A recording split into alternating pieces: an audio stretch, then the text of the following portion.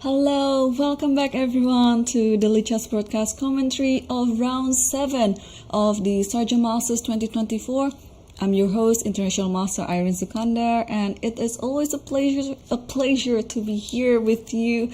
And I think we already have a liftoff, but before we do that, let's also update ourselves on the standings, because we have one leader right now, that is Irene Sukandar. He's still leading by himself with 5 points, and tailing behind, just half a point behind him, we have Daneshwar Bardia, Tabatabai, Sarana, Hans Niemann, Sham Shankland, and our first seed of the tournament is Arjun Erigaisi. So there are 6 players just behind Aravin, and there are still 3 more games to go, including today's game. So everything is at stakes, and today's pairings, we have the leader, Irene Sukandar, playing against Daneshwar Bardia, who missed his chance yesterday against Hans Niemann, where Daneshwar was having such a slightly better position, but he failed in converting it, and both players agreed for a draw.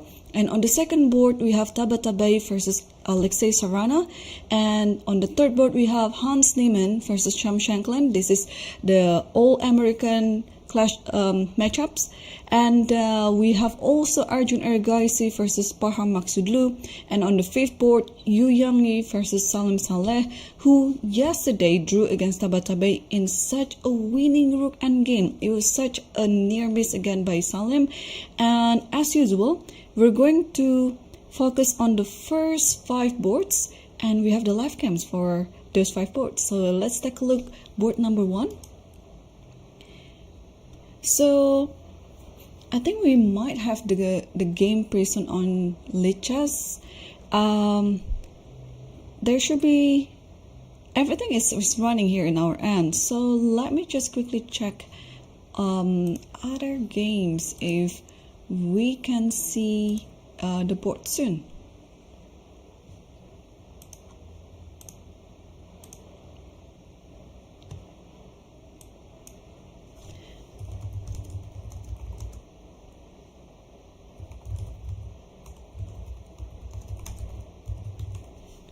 Okay, and I just want to quickly take a look at the playing hall, because everyone is still trying to settle, and we can see also from the live cam Arjun just arrived to his board. And what about the other board? Yeah, so there have been a few moves here. I'm just gonna wait until we can see the moves on the board.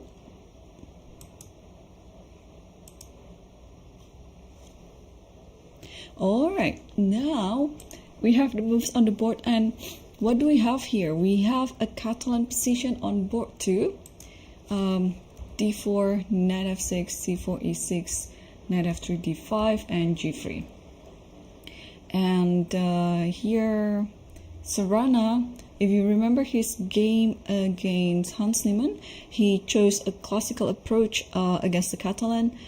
He played bishop b4, bishop d2, and back to e7, and then slowly building up on the queen side like this and developing from the queen side. So I'm wondering if he's going to choose the same approach, and he did. So I just can see from the live cam he just played bishop b4, and now there are bishop d2 and knight d2. So which one?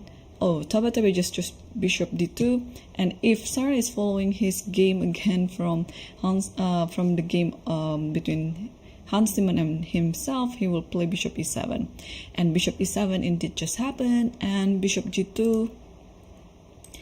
And now if I'm not mistaken, he started with knight bd7, but of course this type of moves, they're quite interchangeable. You can also castle here, you can play c6 if you're going to do the same setup anyway. But if you're trying to play some other variation, well, then it's a different story. Yeah, so, well, Tabatabai was walking on a thin thread yesterday against Salim Saleh. He was having a losing rook endgame, but probably because the players went into some sort of a time trouble. Salim failed to find the winning line, and in the end he must be satisfied with a draw result. Alright, so let's move back to board 1 because I believe we have the games now. And what do we have here? So Aravin is playing white against Danesvar, who also yesterday had close to winning position. He had an exchange up in a better position against Hans Niemann, but also failed to convert the advantage and had to settle with a draw. So here we have some sort of like a ready position. I'm just looking if we are going to see some transposition, but apparently Aravin just played this trendy double fianchetto setup for white, which proves to be quite universal. You can play any sort of idea here. It is a very flexible one, so it's going to be very interesting which part of the board that he's going to focus on, mainly about this knight, whether he's going to play something like knight e3, knight d2, e3, and then knight e5 followed by c4. So this setup is very well known, but he has lots of choices. So let's update ourselves on the game between the all-American matchup between Hans Niemann versus Sam Shankland. So apparently I had a little peek to the live cam. Hans came quite late, so that's why the game just started with 3 moves. And let's take a look. e4, c5, knight f3, e6, d4, cd4, knight d4, and knight f6. So of course this can still transpose to any sort of Sicilian, but it's good to see that we have a Sicilian on the one of the top boards, because I really want to see some bloodshed on the board, and especially this is the all-American matchup. They might actually play each other during like the US Championship or all the American events, and now they are paired up in the Sharjah Masters 2024. And while Hans is still choosing what sort of variation that he's gonna go, well, obviously in this position knight c3 is the main line, but yeah, I had one game when I was maybe 12 or something, when I was really young. In this position I mixed up the other line, so I played e5 here. I think you can guess what my opponent did. My opponent just played queen a5 followed by queen e5 next move. So this is actually one of the common mistake that I saw in many kids tournaments as well, because I think they confuse it with the other line, because there's also some d4, like here maybe, alright, here first like this, and then here you can just take and then e5. So as long as the knight on c3, e5 is safe, because then there is no more queen f5 check and taking on e5 afterwards.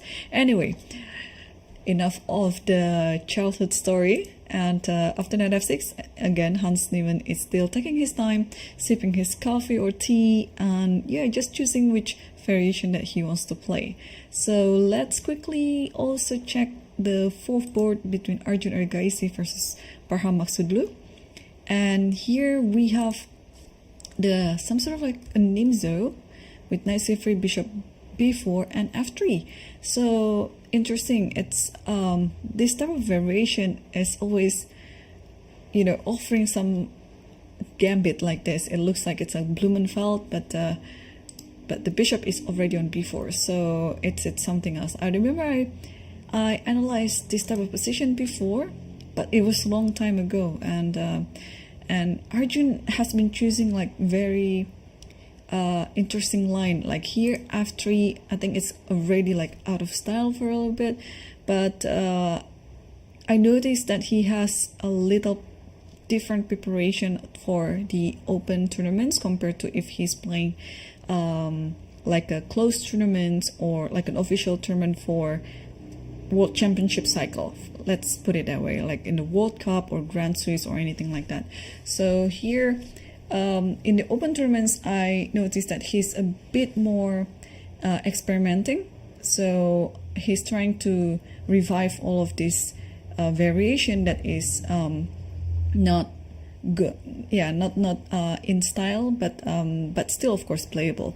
So let's quickly take a look on the last move. So he played e4. So in this position, obviously if you take this one, then knight will take on d5, And if you take this one, this is actually interesting. Then you take with the f pawn, and if this happens, then d5 might happen. So this is the kind of the gambit that black is trying to play in order to get a better center and hoping that one day this pawn will be captured. So e4 is already on the board, so Arjun decided not to accept the gambit. And here he's ready to capture the c4 pawn should black take bc4. So castle is already on the way. And usually in this type of setup, you also want to castle as soon as you can. But the thing is, now the bishop is taking care of the c4 pawn, but Arjun played e5 right away. Okay, so where does the knight go? Obviously knight e8 is a very safe position. I'm just wondering if knight h5 is also possible with the idea of queen h4. I think if that happens, maybe just knight here. But then this one, yeah? And then if you take this one, ooh, you're gonna lose because of this. And then the bishop is hanging. So, well, let me put up my master lichess database because,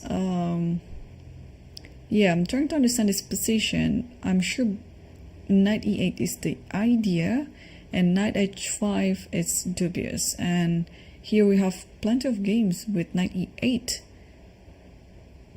And knight e8 is, yeah, it is the main line. So if knight e8 happens, then white will not stop but keep playing all these pawn storm on the center. And then ed5, cd5, this is the main line, d6, and knight f3. So the knight on g1 develops that way. And f3 is the most ideal square for the knight, so you have to play f4 first. Okay. And I think it happened. This happens. So we have the position actually up to 8 move f4, and this might actually also transpire on the board. So c4, this is kind of like one of the main lines, and a4, knight d7. Wow, so Arjun is ready to play all of these ideas. Queen b6, stopping the king from castling. So you just play bishop d2, something like this, knight c7, and knight takes b5. This is going to be quite a complicated game because it already shows, starting from the opening, that both players didn't play quiet chess, not playing like calm chess, but they're already trying to draw some blood starting from the opening. So, which is good. I like this type of spirit because again, I'd like to play some attacking game. So cd5, this is already on the board, and we're gonna see if Parham will play d6 on this position.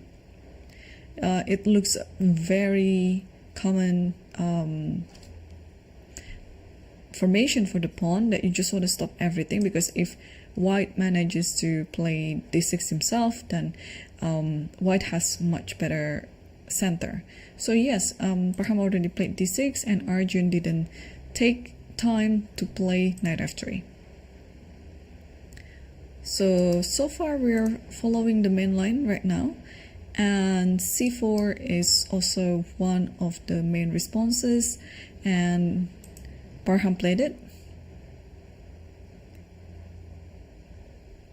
Will Arjun think for a bit before playing his move? Because I think everything is still within his preparation, and he played a4. Okay, a4 is on the board.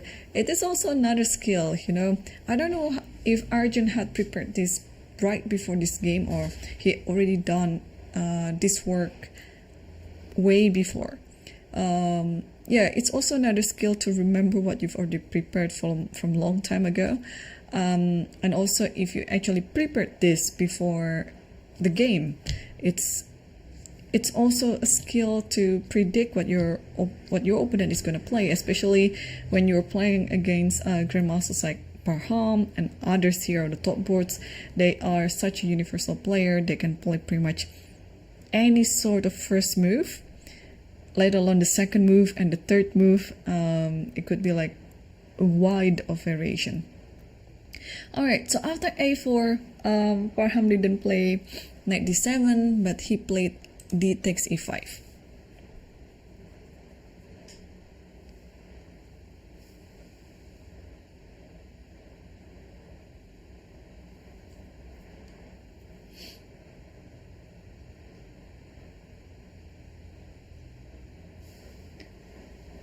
Alright, and d e5, f takes e5. So this is on the board, and bear in mind we have a 15-minute delay in the broadcast, so what you are seeing is something from the future. Alright, f takes e5, and I think it's still going to be quite complicated, so I'd like to quickly check what's happening on board 5 between Yu Yangyi versus Salim Saleh. And this looks like a Caro-Kann position, and let's just take a look from the start. e4 c6, and then d4 d5, e5, bishop f5, h4 h5, bishop d3 takes, and queen f5, c3, and e6. Okay, so I think again it's still like about 20 minutes in to the game, and everyone should be still in their opening phase. And yeah, I'm just wondering if Salim really regretted what happened yesterday. But also, this is the thing in the chess tournament, especially in the open tournament, there might be some games when you were losing but you managed to save it to make a draw or even win the game. But also there are some games when you're winning but you failed converting it, and you had to settle with a draw or even a loss. So and since there are 9 rounds in this tournament, you just have to bounce back as quick as you can, because you will need everything that you have to come back and then play the best chess that you can for the remaining rounds. So chess players are not only good when they're playing on the board, but also off of the board. They have to have like a very strong mentality. Alright, so here after e6, Yu Yangyi is still choosing what to play. Let me pull out my Mastery Chess database, and yeah, White has many options here. White can play knight e2, White can play a4, White can play knight f3 as well, or bishop g5, and all these moves are looking very, very normal, and they are pretty good in their own rights. So still no move by Yu Yangyi. Let's switch back quickly to board 1 again, because we have some development here. So after bishop d7 pretty much, okay, bishop b2, rook c8, knight bd2, and c takes d4, knight takes d4. So this already happened on the board. So maybe what black is currently planning is to take on d4 and bishop c5. And white should keep the bishop because this is such a good bishop, and I think white should put it back to b2, but in this position black will use the tempo to play castle, or even maybe bishop c6, because I was worried if castle, then maybe it's time for white to play e4, or even c4. Yeah, why not c4? Yeah, like this. So, but I mean, in general, this position is still equal. So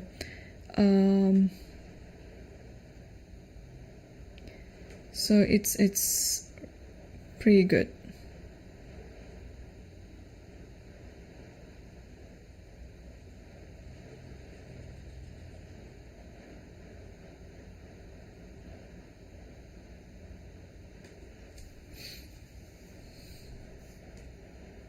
One second.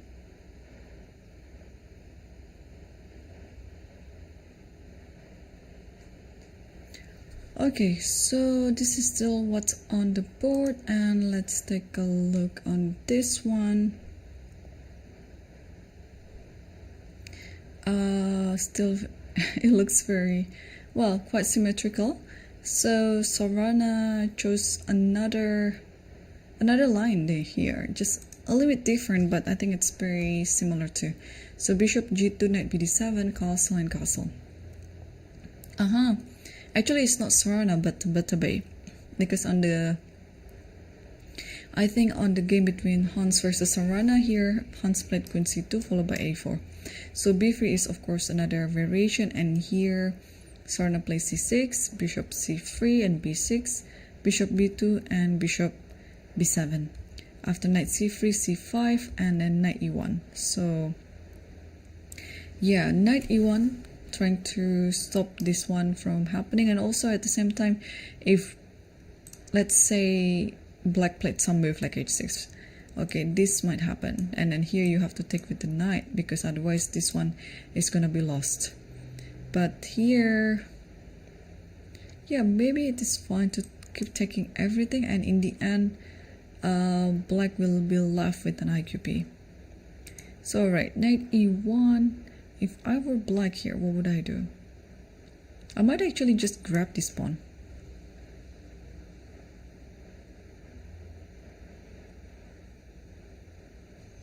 And then after this, then maybe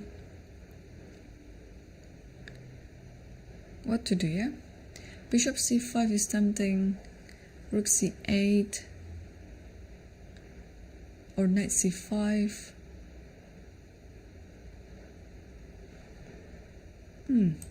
Or in this position, just rook c8 instead of taking anything on the center. Takes.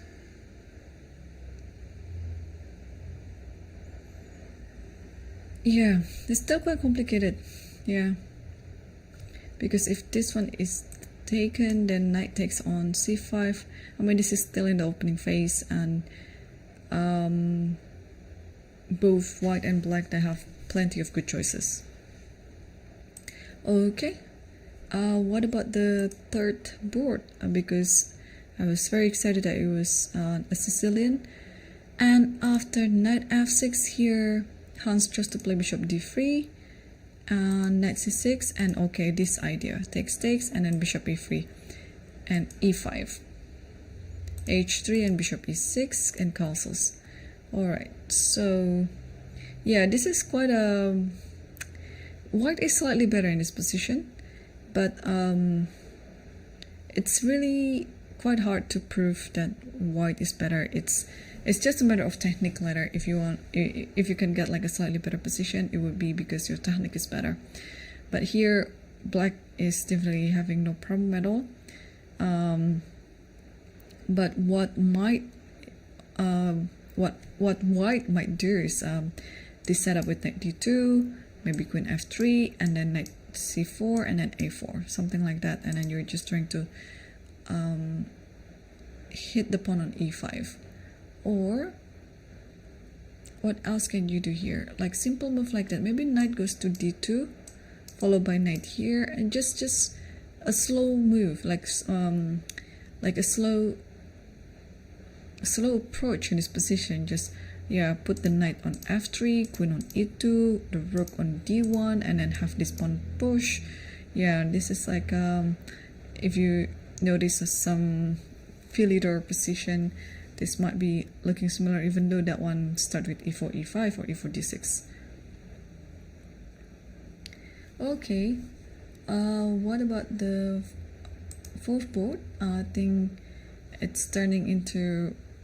I think this has been the most interesting game so far, especially in the top boards. We saw the position after knight f3 and c4, and a4 takes on e5, and then bishop g4 takes on b5, and knight d7. And here, yeah, the idea is simple. Black just want to take on e5, and even if you play bishop e2 here, maybe black would just take on f3 first, and then followed by knight takes e5. So if we were white here, what should we do? One way is to play bishop f4. You are just directly stopping knight e5, but still, I think it's not gonna be stopped. Like, let's say bishop f4, knight can still take on e5, takes, and then queen here. Because everything is still under attack. Although it's interesting to see what's going to happen after d6. Ah, okay, sorry. d6 you can just simply take. The knight on e8 has proven to be very useful. But apart from d6, what can we do here? Because the threat is just bishop f3, queen f3, and then queen e5.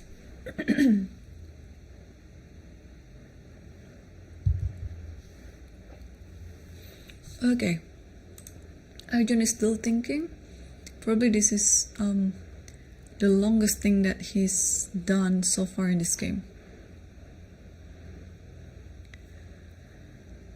Or what else can we do in this position?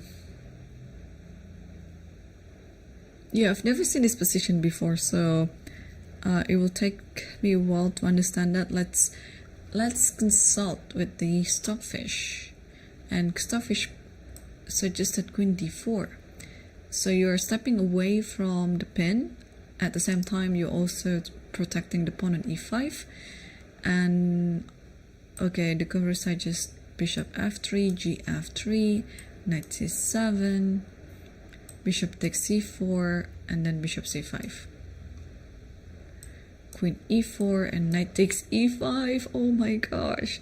And if you take this, there's rook e8, so be careful.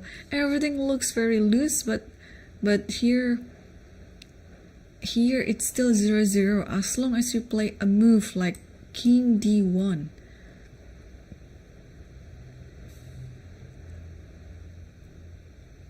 But here Arjun just played another move, so not queen d4, not bishop e2, but he played one of these moves, bishop f4. Alright, so we analyzed knight takes e5, which doesn't work because after takes, queen e7, of course just queen e2, stopping everything. f6 is not even a threat now, bishop just moves away somewhere here or somewhere here maybe. Alright, so after bishop f4, what black should do is knight c7.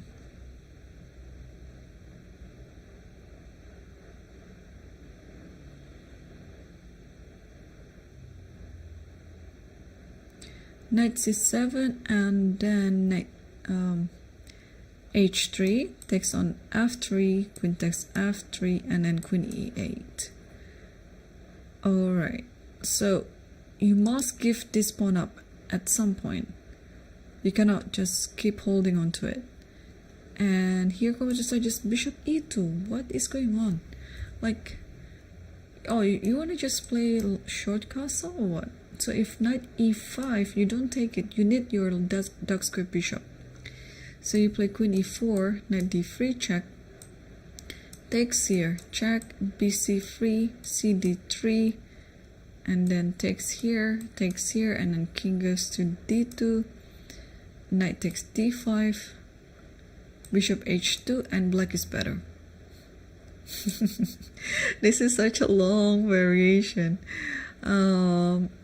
But most of the moves, they are very, how to say, they're really sensible. So if the players actually are going to that line, I'm not going to be surprised because again, there's nothing extraordinary about all the moves that we're just being played. It looks like, yeah, they're just looking normal. So bishop f4 is still on the board. We're going to see if Parham is gonna play knight c7. Yeah, the idea with this knight is, okay, you just want to play, I think you just want to play here followed by rook e8. So, and here you have to disturb the bishop, and if this happens, then yeah, we'll see. If this variation happens on the board, it means Parham has to think quite long in this moment because, yeah, things like this, it has to be calculated thoroughly, not just like one shortcut on something like that. Alright, let's move on to the next board between Yu Yangyi versus Salim Saleh. And here, after queen e6 here. So Yu Yangyi chose to play knight f3, and after queen a6, queen d1. Yeah, so this is This is a common idea in Caro-Kann that you play queen a6 in order to offer the trade with the queen, but of course white should not trade the queen, because if white trades the queen, then the advantage is just totally diminished. And here, yeah, there is almost nothing that you can play.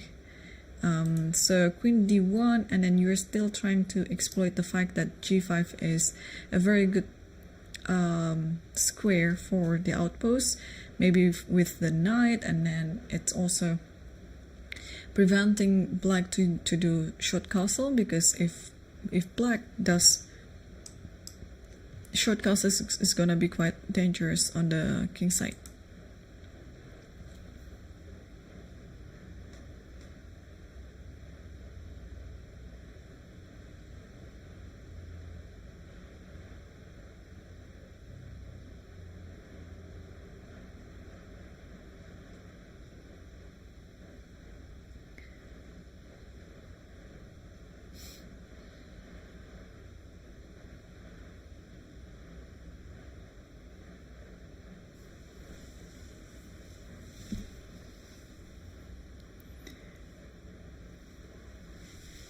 Okay, yeah, I was just looking the chat from 15 minutes ago, because when you see this, yeah, you're only seeing me on the 15 minutes later. Yeah, thanks for all the supports in the chat. I really appreciate it, because yesterday or last night I stopped streaming around 4:30 my time in the morning in Jakarta, because I was also streaming for the Casablanca chess variant where Magnus Carlsen and Hikaru Nakamura, Vishwanathan Anand, and Amin Bassam played in this type of very unique variant. If I can tell a little bit of story.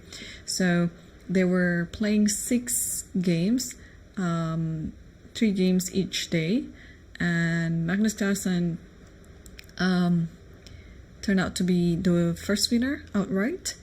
And the games, this chess variant is just very unique and new, because in all the games they were playing a position from a game of the past World Championship match, both in the open section and the women's section.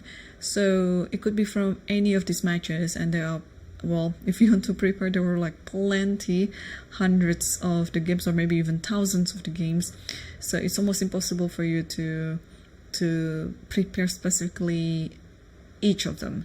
But what's interesting is it is also like the comparison of how the past players play compared to the modern players. So for example, last night, actually not last night, 2 nights ago, when Hikaru played against Carlsen, Hikaru was white and Carlsen was black, and the position that they played, it came from a game of Karpov versus Kasparov in 1985, and Magnus just chose a totally different approach.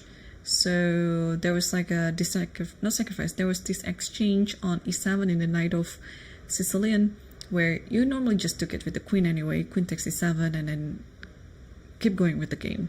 But instead, Carlsen took it with the king. It's like a very long delayed bomb cloud, almost like it was a bomb cloud, but turned out it was a very good idea. I mean, not immediately winning, of course. I mean, in that position, I think white was still slightly better, but it offered just a fresh nuances to the game. Like in the modern days, you know, you can pretty much doing it too. And I believe because the position was coming from a Karpov-Kasparov match, and it is a very famous match, of course, in 1995, where it was scheduled for like 48 games, and there was some adjournment in between the two.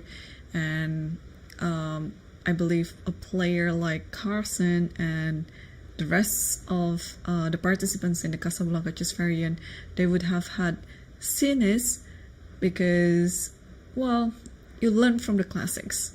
So maybe at some point of Carlsen's life, he actually analyzed the game, and then he came up with a better idea, and turns out this Casablanca chess variant just happened this year, and and it turned to be useful, this prior knowledge of the classical games. All right, so let's continue with the game.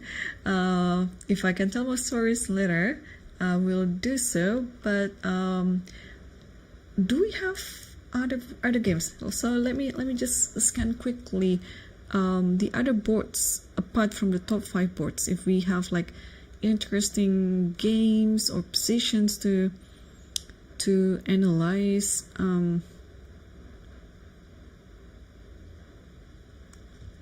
And I just saw one comment from Fida Chess. Yay! Hello to Fida Chess in Taiwan. I just, like a few weeks ago, I just came back from Taiwan and meeting so many nice people there, and also reuniting with my good friend Elsa and and her brother Joe. So it was such a great time in Taipei, Taiwan. Yeah, looking forward to coming back. And yeah, I mean, most of the games there are still in the opening stage. But usually if you are playing some Sicilian, you might actually expect there might be some early sacrifice or anything like that. Oh, hang on. Talking about interesting game. Oh, I have to show this to you. I don't know how this game will turn out, but I guess from the position, I don't see the notation. I was just looking at the current position. I think it is coming from a King's Gambit. Who doesn't love King's Gambit?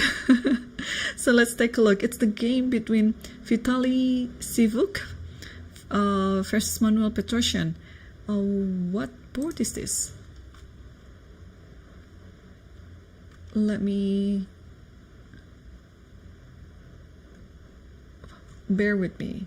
Vitaly Sivuk versus Manuel Petrosian is board 23. Okay, let's jump to the 23rd board.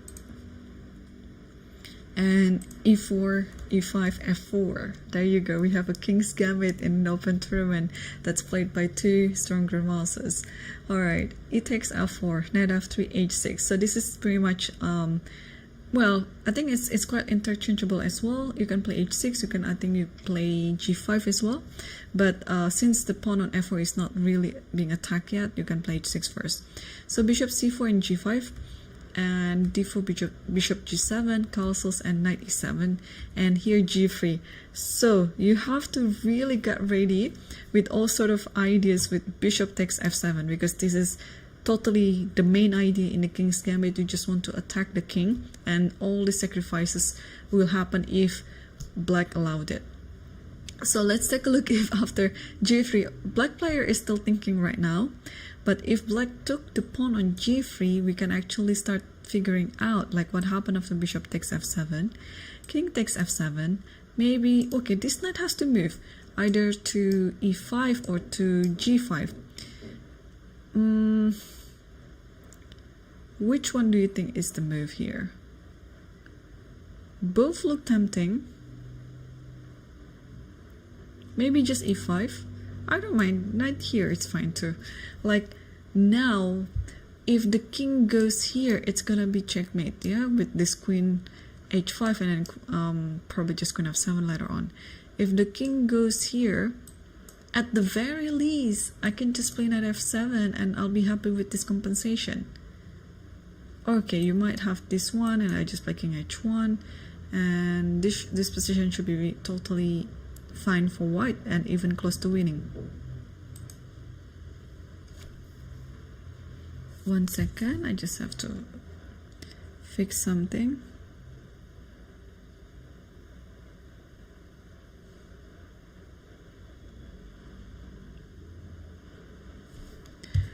So alternatively, if not f takes g3, what can we do? Let's say we castle.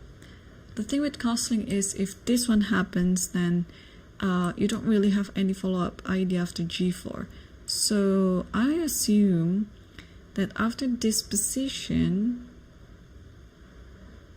you might have, after g3, I think it's just playing d5, because after you take this, I guess it is now fine to take on g3 because there is no longer bishop takes f7.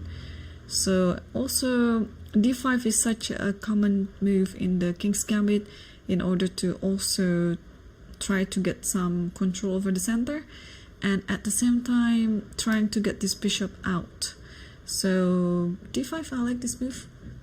And if you take it, then now we can insert this fg.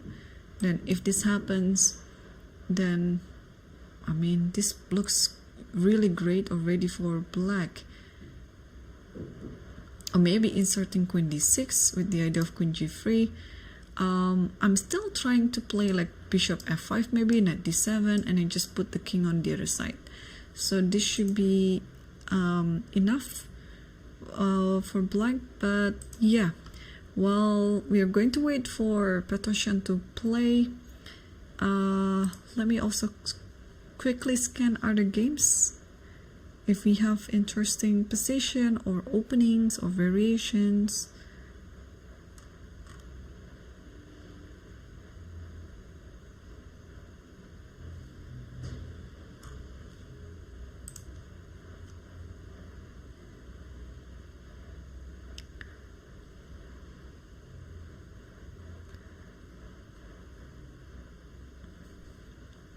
There's already one game that's finished between Mikhail Michrishvili from Georgia versus Mustafa Yilmaz from Turkey.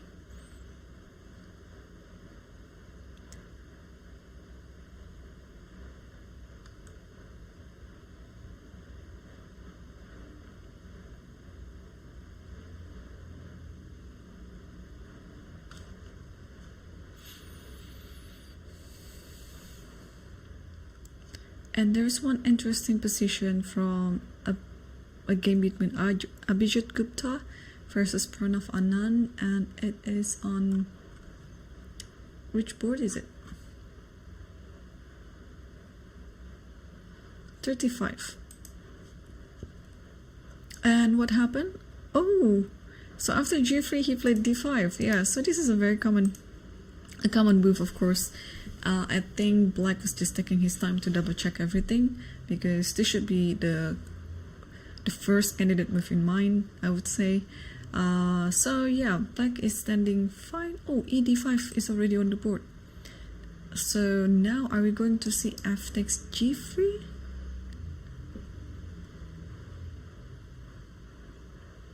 I think this is a nice inclusion to take on g3, and then you get ready with all your pieces, and this bishop is already out. I really like this idea with queen d6 later.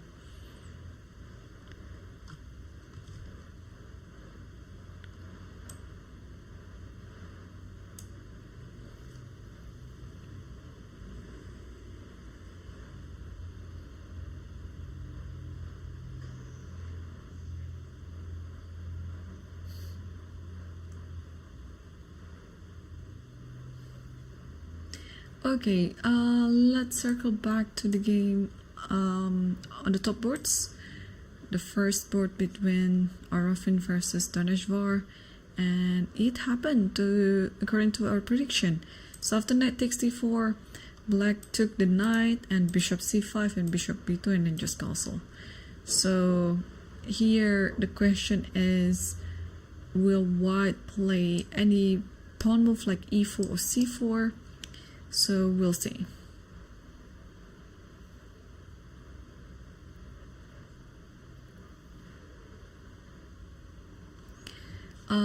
And on the second board, wow, alright, so now after knight e1, yeah, Sarana didn't take anything on the center. He just played rook c8, and here Tabatabai used the time to develop his knight to c2, and then just trying to maintain more control over the center. And now what is going on after this one?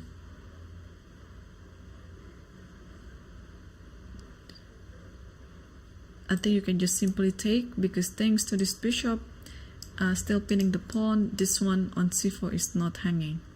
So knight c2 is still on the board.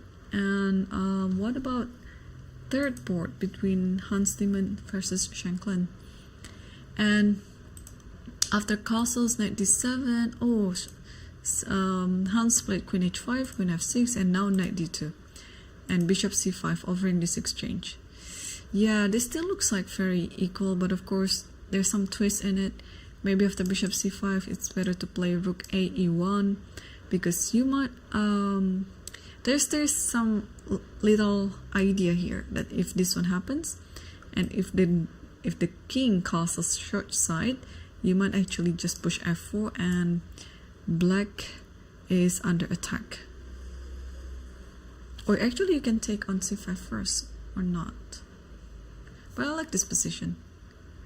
If you take on c5 first, maybe this is better, yeah? But knight takes, and after f4, okay, you cannot take this because the queen will take the knight. So if this happens, yeah, maybe you shouldn't take on c5, because then the knight will be on c5 and this is gonna be like a weak pawn in the future. You need the bishop on d frame.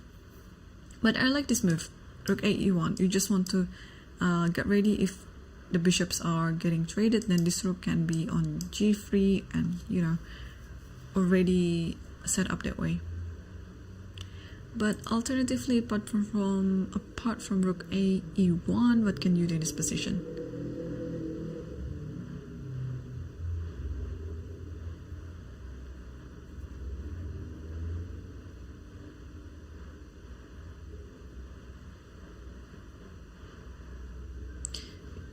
Bishop g5, there's queen g6.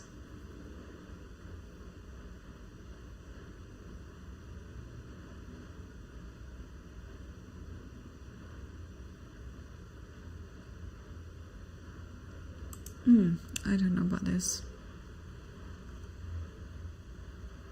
Let's consult the info bar. Knight c4. So, and what happened? So if this happens, you're not really worried of this because f7 is hanging and then white just wins on the spot.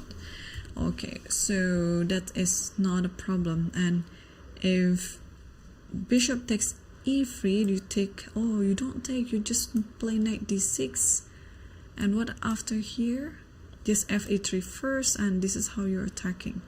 And after queen g6 and knight f5. And if you take this, you give a check first here, and then if queen f6, now the bishop is pinned, so you play queen e1. It's so tricky.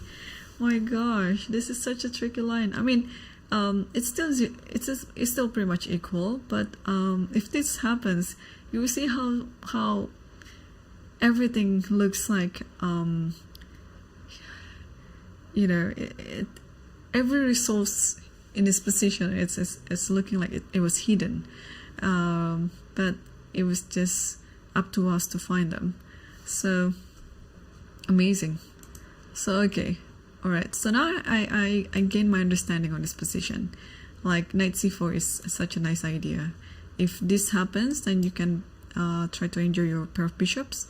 But if this happens, then this is a critical line, yeah, with knight d6 and taking on e3. You put everything on the e file, like you double up the pawn on purpose, but that's still totally fine for white. So Hans is still thinking, and I'm sure he knows about all of this, and he did it. He did knight c4. It is already on the board now. Wow, okay, and we can actually tell by the speed of the players whether they know the variation or not, or whether they're trying to revise or trying to remember what they have already worked on before. And these two players, they're very good theoretician. Like Sam, we know he has a really deep repertoire in many openings, and so is Hans. So yeah, I will actually check later, like oh, I don't have an updated time for this, yeah. Like I want to know how much times Shankland takes for the next move, because if he plays fast, and actually what is the best move in this position? g6. So probably g6 is the best move here to reply knight c4. You don't take any of this knight on c4 or bishop on e3, just play g6, and after queen e2, yeah, you just totally ignore it and then just castle now. So yeah, you don't have to go into that complication with the check on d6 and something like that. With after g6 and castles, and everything should be fine. And I just saw on the live game, it's Arjun walking around. So what is going on his game? Let's take a look. He played bishop f4 and then Parham played knight c7. Yeah, this is still according to what we analyzed before. But after knight c7, I remember that we discussed about h3. And then takes here. And then queen e8, something like this. Bishop e2, takes here, and then queen here, things like that.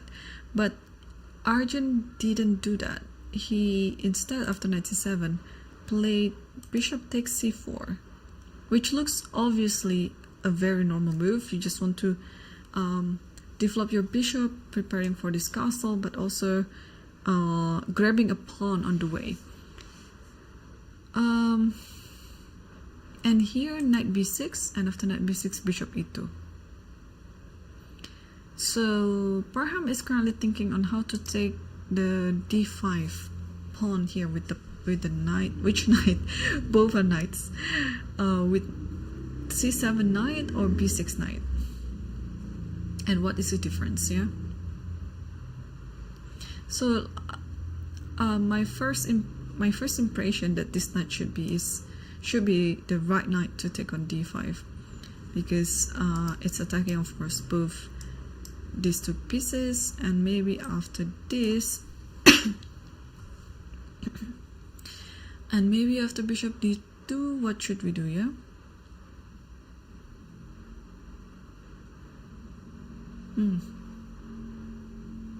because if knight takes here, you take it with the pawn, and it's threatening the bishop.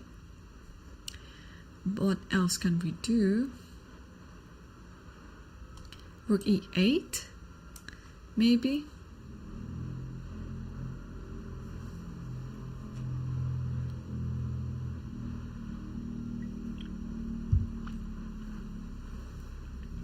That's possible as well. What else? I just want to say, what's the difference with the other knight like this, and bishop d2 still.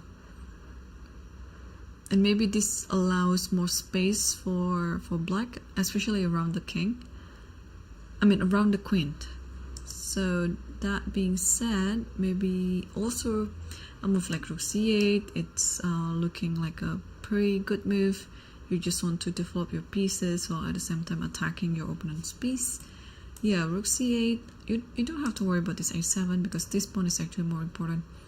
And also with having the pawn captured on a7, this might be a dangerous position for white, because should white castle, then any sort of queen b6 will happen. Obviously this is a very complicated position, so apart from taking the pawn with the knight, what if we try to consider taking it with the queen? Because the knight is pinned right now, so you cannot take it with the knight. So let's say it takes here, and now you take this one. I think if everything is traded like this, black is better, or maybe it's still too early to call it. Let's consult Stockfish. So Stockfish preferred to take the d5 pawn with the b knight. Knight takes d5 like this, and after bishop d2, tricky move bishop c5, stopping white from castling. And after queen a4, knight takes c3. And after bishop takes c3, h5. Okay, this is another complicated line.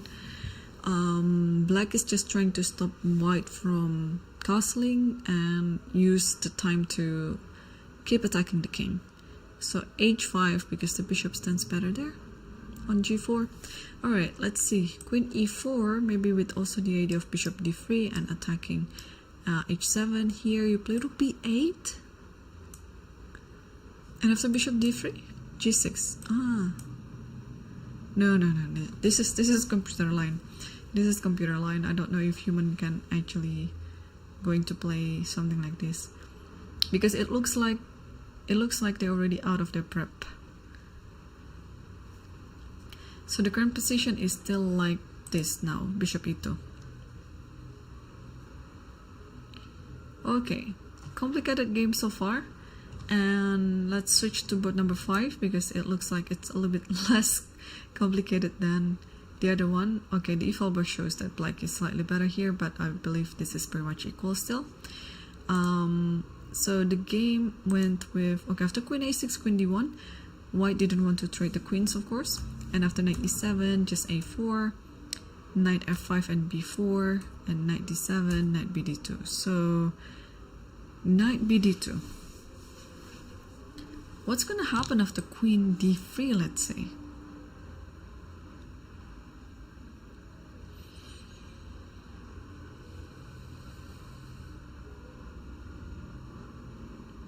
Isn't it an interesting idea to just centralize the queen and well, it's attacking the pawn on c3, but let's say bishop here.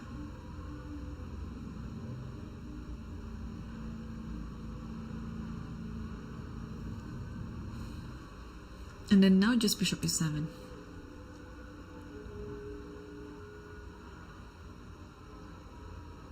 And how to get rid of this queen? Oh, maybe just rook. Oh, wait. Is it a possibility to play here and then rook h3 or rook h3 immediately? Yeah, maybe queen d3 is just a bit too ambitious. But what else? I mean, a move like bishop e7 is a very normal move.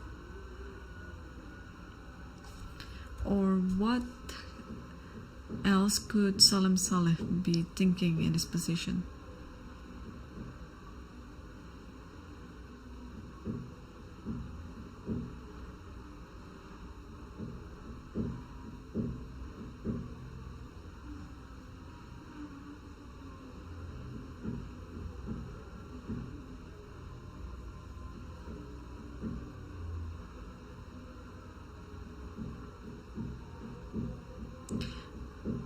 Yeah, so yeah, not too sure.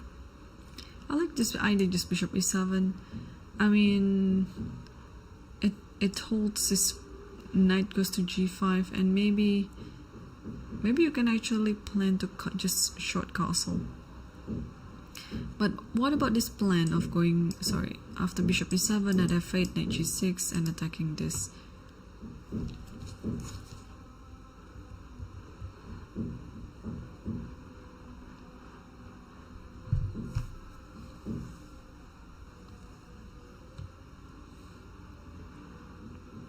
Alright,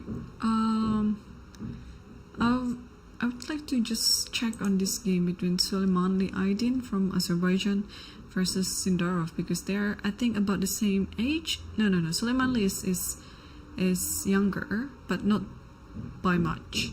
So what do we have here? Some Spanish?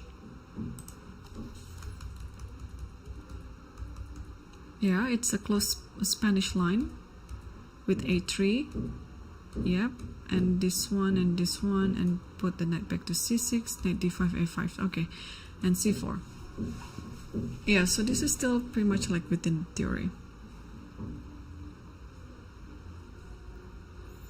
Okay, and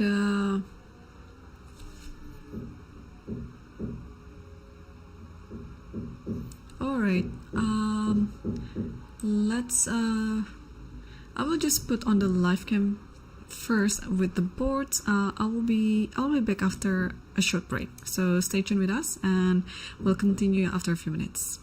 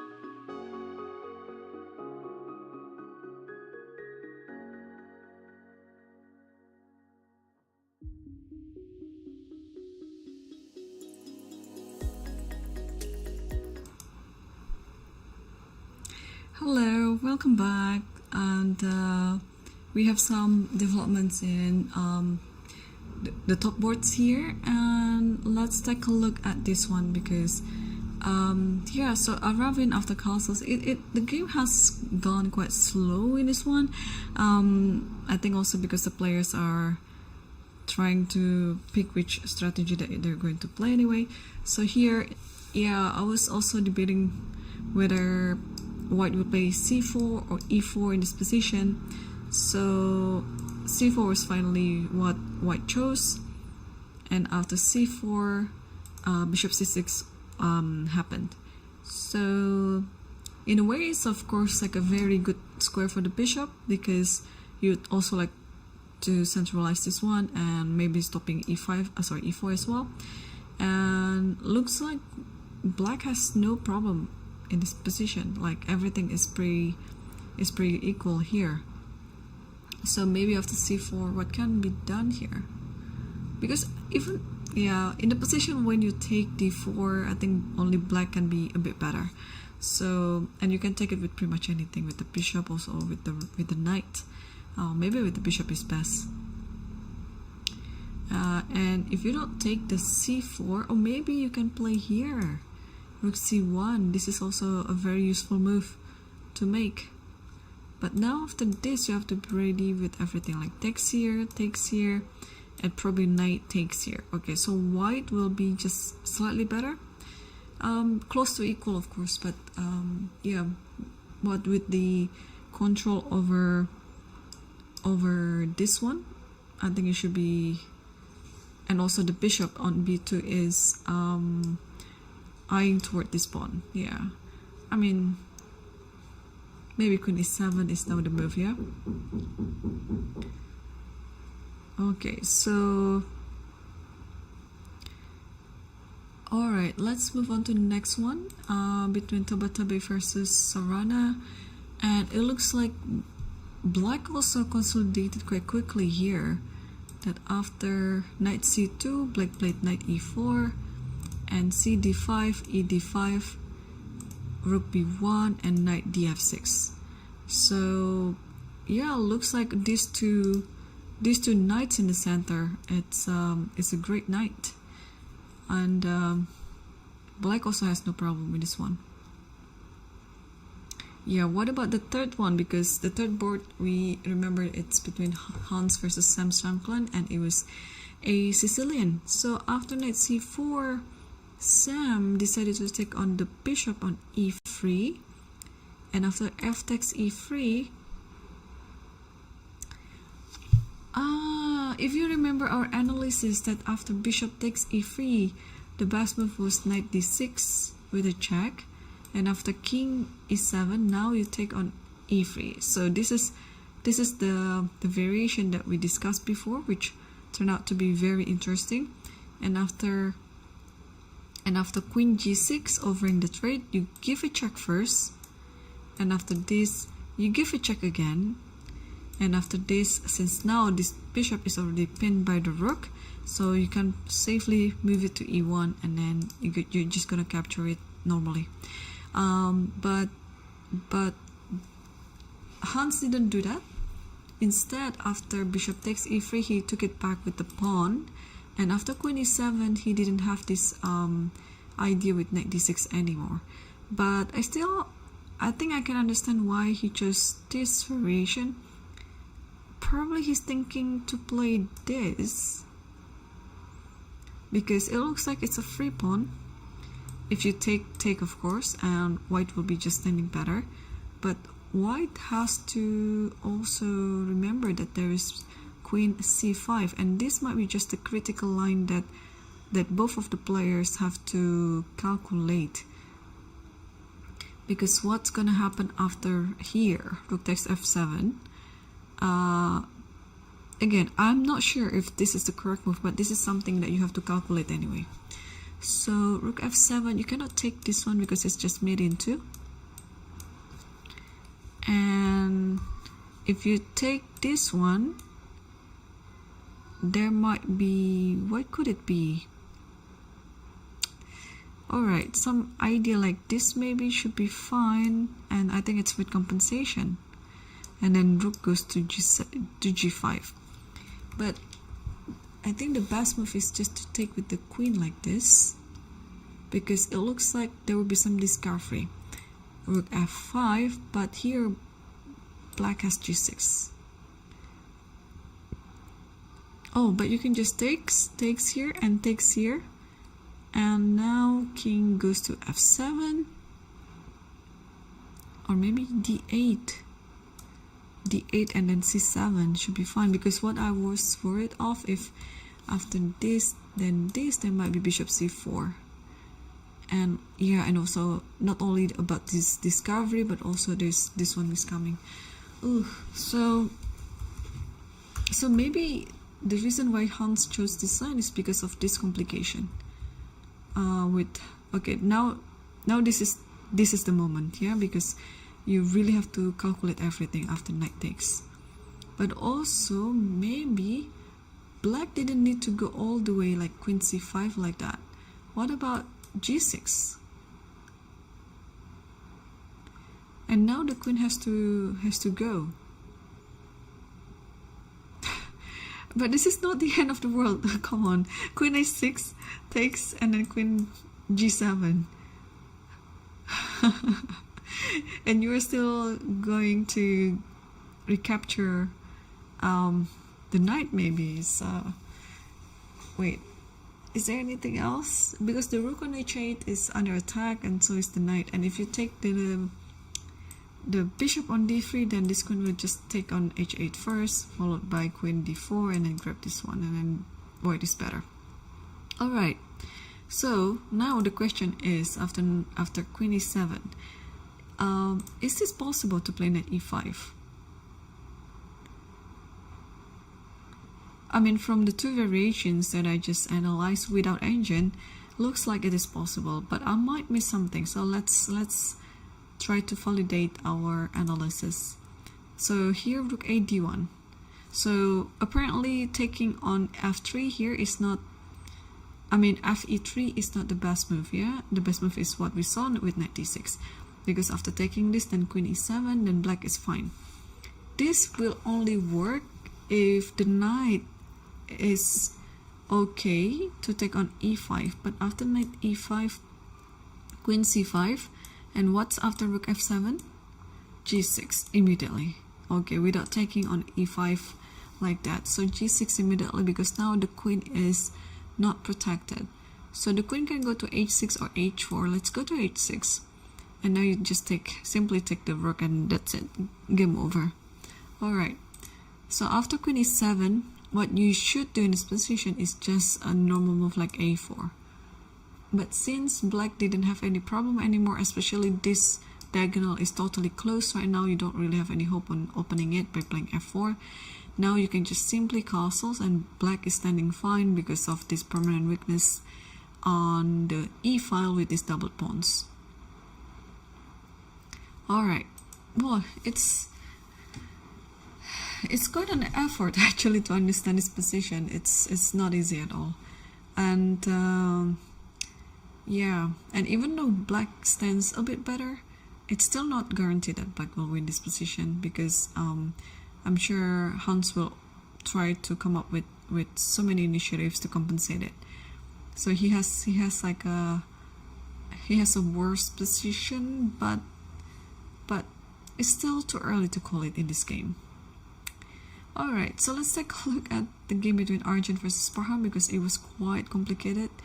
And after bishop e2, Parham chose to take d5 with the b knight, and now after bishop d2, he's back thinking again.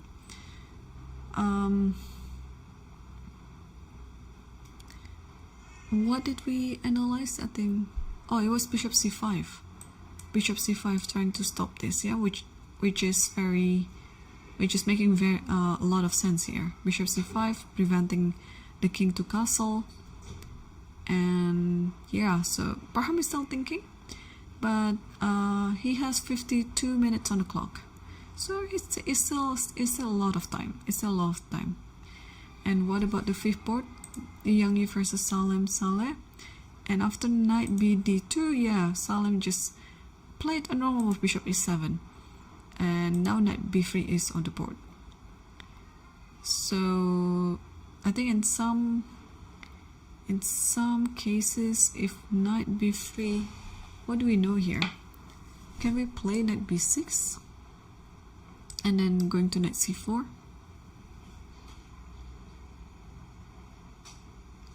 Because I don't think the knight is, I don't think the queen is trapped. Like after here, it just takes, and there's nothing else. And takes this and should be fine. So, and also after knight b6,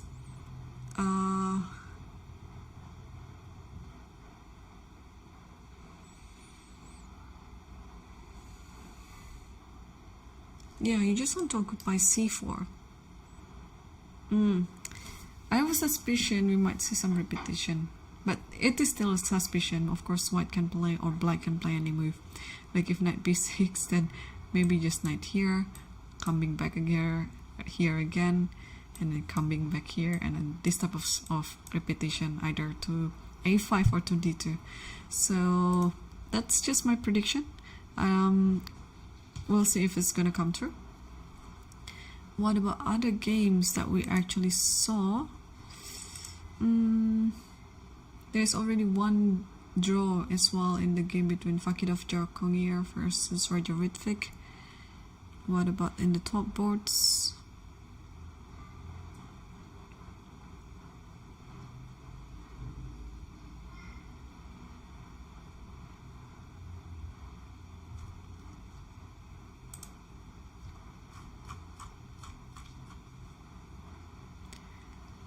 Yeah, so far I'm looking if we can have some Sicilian, but there was one, like a temporary sacrifice between Leon Luke Mendonca versus Timur Kubakarov. Maybe I can just put it here.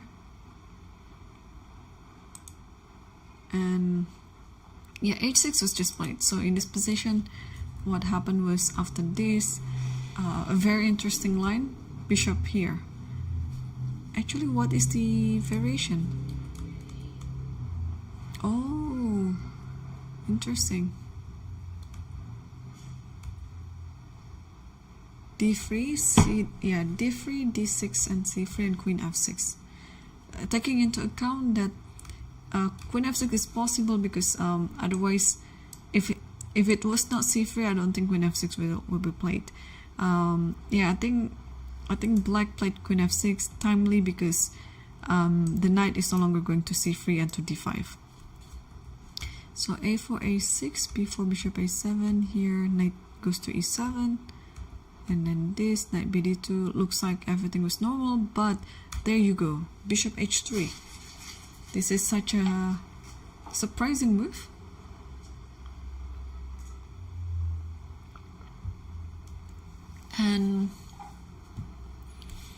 And you ought to take it, because if you don't take it, h6 will happen anyway, and you might actually lose some material. So you have to take it. And after h6, now Mendonca is still thinking.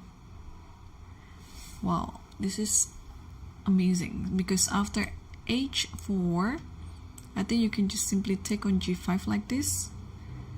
And even though you down a pawn, but the rook is currently working very well, and you might just as well, can we castle here, or should we do something else?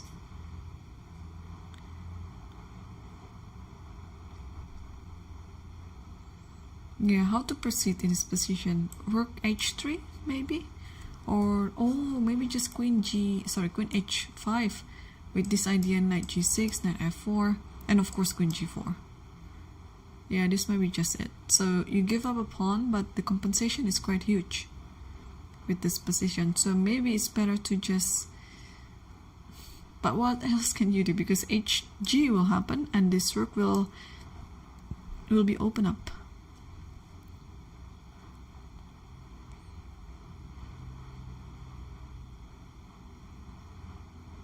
What is the evaluation of this position?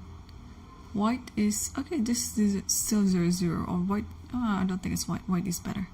So computer suggested knight h4 because it forces the queen to take on g5, and after knight g2, knight g6 with the idea of either knight f4 or knight h4, and here just king h1.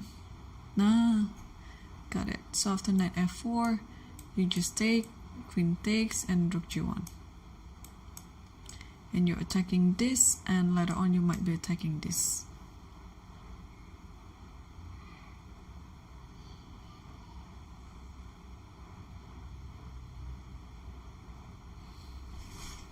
Alright, so h6 is still on the board. Let's quickly circle back to the top boards. The first one, Arafin versus Danesvar. And what happened was after bishop c6, Arafin just played rook c1, and Danesvar just moved the bishop back to e7 into safety. And here e3 is on the board. Yeah, black is totally doing fine here. Like what the computer suggests here, queen a5 looks really tempting to play. Not only that you're developing your queen, but also you're allowing later on the rook on f to go to d8 and attacking the center.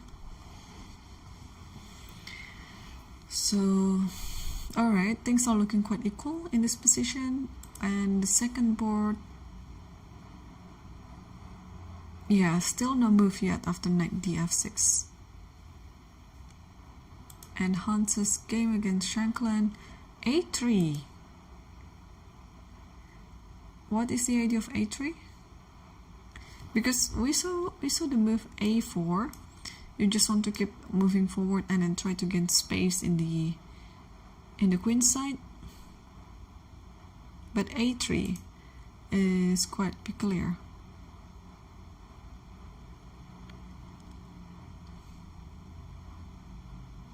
I think here you can just castle. Yeah, black will have a better position in this one.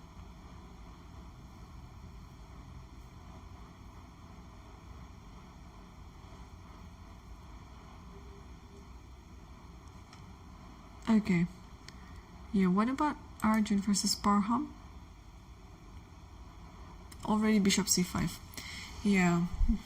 This is not an easy position to play.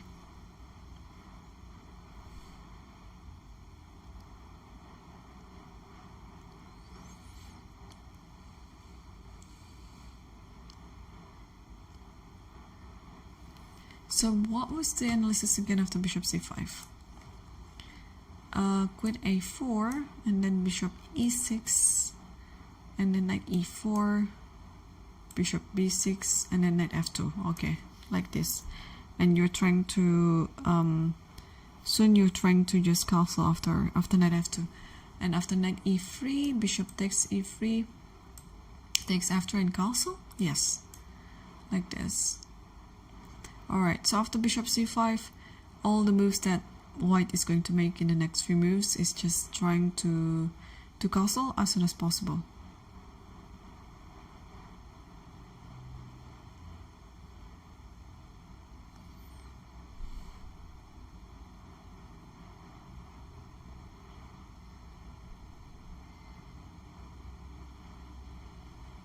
Alright, I'm just gonna check what other games, yeah?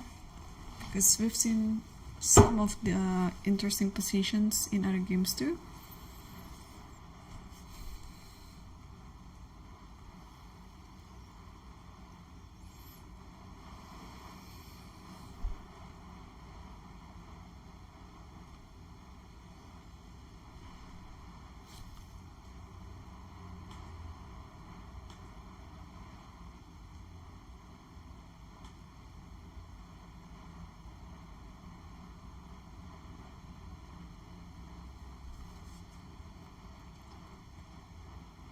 Ooh, let's move back to the game between Vitaly Sifuk versus Manuel Petrosian, because now, if it was interesting before, now I don't know what to say.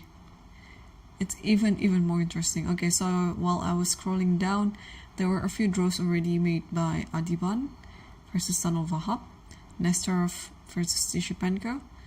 And that's pretty much it. Alright, where is that game? Oh, there you go. Yeah, I mean, look at that. The pawn is on h2 right now.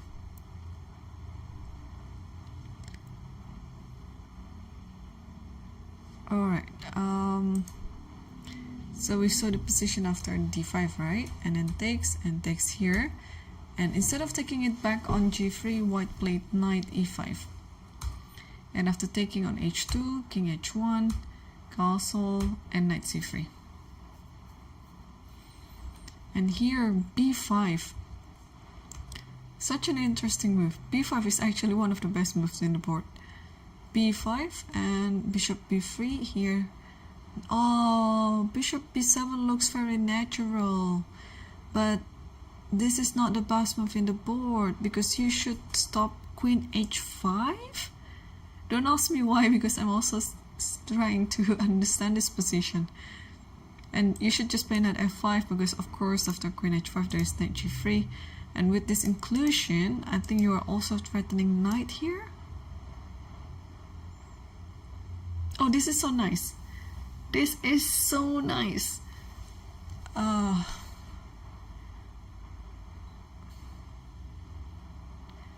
I have one very interesting move here. Like if this happens, king takes h2. I don't need this even. I can just like, okay, takes on d4. And if you take it like this, then there is this move of knight c6 might happen. You cannot take with the pawn because queen takes d4. And if you move your queen, of course, just bishop takes e5, and I think black should be close to winning.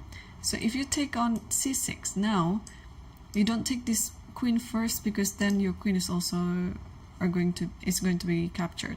But first you give this inclusion with queen d6. Just take a look at the position. Check queen d6, and whatever you do, white will lose the queen. Because now, if the knight goes back, just take with the bishop with the check, and then you win the queen anyway. But if the king moves around, except that if it's bishop here, now it's a different story, yeah? I was so happy to find this game there, but now, yeah, I'm not too sure now. Yeah, you have to take, and after queen takes, I'm sure this is still better for white, or maybe not. No, better for black, but maybe no longer much better because black has down a piece, so it's no longer working. I'm pretty sad though, but I'm sure there is this idea with knight d4, queen d4, and I just need to find the follow-up move, or even like a move like queen d6 should be fine. How are you going to protect this, right? Even if you keep protecting like this, there's knight d7, and then you don't have enough resources to protect it. So bishop b7 is on the board. It's a very, very natural move to play bishop b7. Like I would also have done it if I were black. Like you just want to take the d5 pawn with the check, you know, it looks like everything is under control, but apparently the computer suggested queen h5 and it's 0-0-0. Trying to understand why.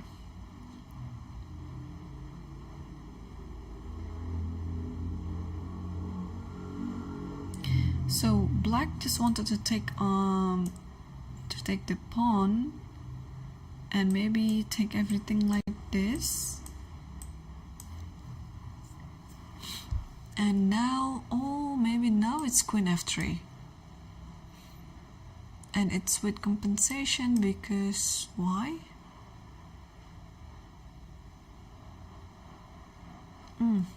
No clue.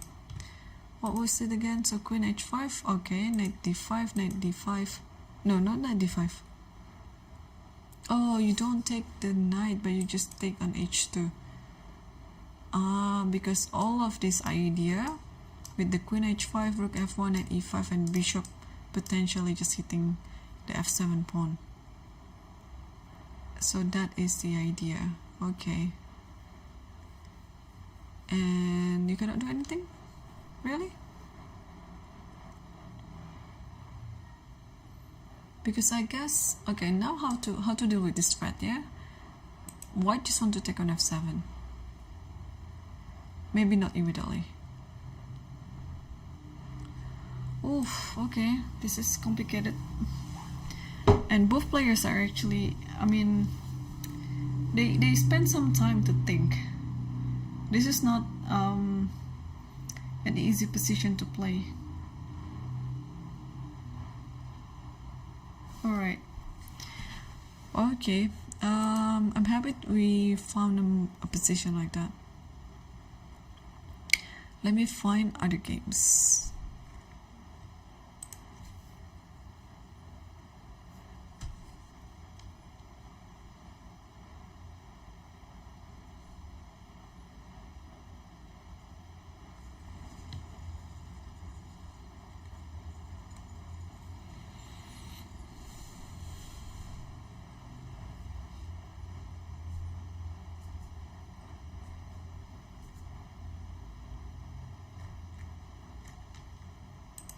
Yeah, everything looks pretty equal for the other games.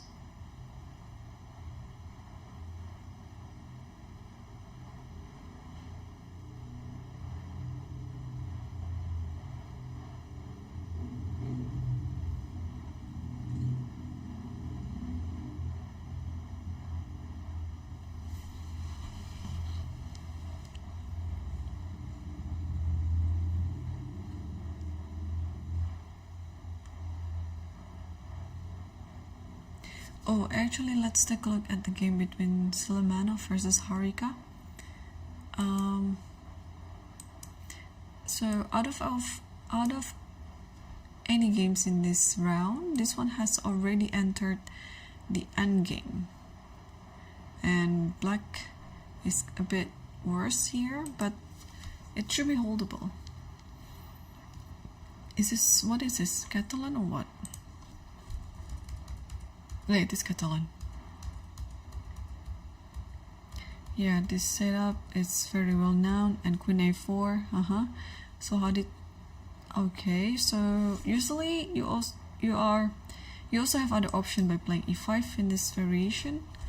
But Harika chose different line, Knight D5 and Queen C4, A5.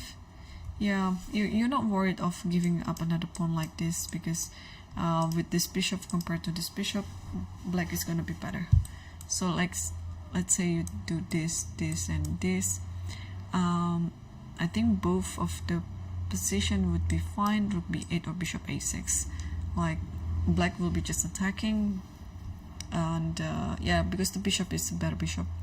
So here white didn't do that, and white played Queen C5, offering this trade, another trade, and E5, F3 here, and then we see this endgame.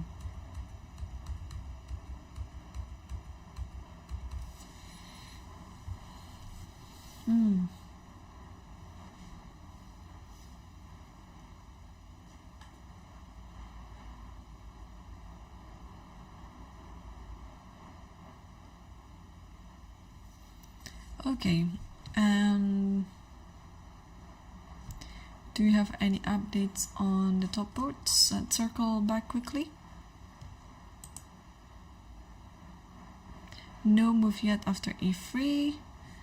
For Bardia, looks still very good in black's position, so this is gonna be quite a battle. And oh, this one after Knight E4, CD5, ED5, Rook B1, and Knight DF6. There's some moves already played here. Rook C1. Yeah, this looks a bit weird to play Rook B1 in this position. Maybe white was preparing for Bishop F6, so that this bishop will be, yeah, in this position. If bishop here, then maybe it's time to take like this, and now takes this, and you're fine. And you're fine because rook take, bishop takes, and then knight takes here. Yeah, everything should be fine, and then knight E3 maybe, with the idea of rook D2. So Tabataba was preparing for bishop F6, but instead of the bishop, Sarana chose to play the knight to F6. And then rook C1, knight takes C3, bishop takes c3 and knight e4. And here bishop a1.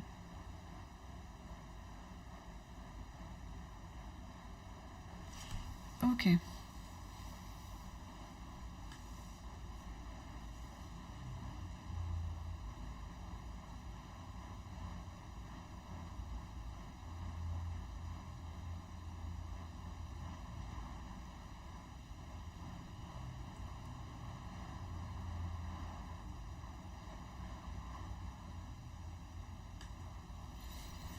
Alright, so bishop a1 is on the board, and now maybe we can expect a move like bishop f6 followed by rook e8. Yeah, I like, actually I prefer black's position in this one, but gotta be careful after bishop f6. There's f3 maybe, but should be fine. Yeah, after knight d6, like everything is covered.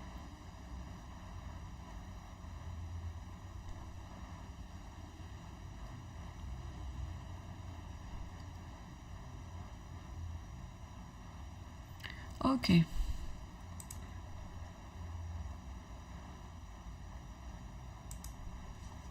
And what about the third board, Hans versus Sam Shankland, that after a3 castles and then b4 and f6.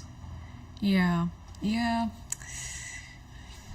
this position looks a little bit easier for black to play because black has clear idea on what to do, while for white has to suffer a little bit maybe because of the pawns, and also, I mean, in the long term, now it doesn't really look like it is a weakness yet, but in the long term, black will try to trade as many pieces as possible and try to go to the endgame, because just imagine this position in the endgame, black will just stand better due to the pawn structure. So f6 is a very nice preparation before queen f7. So maybe, yeah, but after queen f7, luckily there's still queen e2, so you're not really forced to take the queen.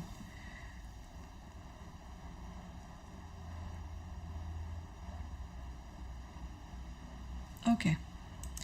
And what about Arjun? After bishop c5, he still hasn't moved yet. Yeah, again, a very, very complicated one, this one. So I guess, what was the move again? I think it was queen here and bishop here, and then just knight here and then knight here, something like that. And about Yuyangi versus Salem. Okay, so after knight b3, queen goes to c4, attacking the c3 pawn, and after bishop b2, f6. So Salem is trying to attack the center, and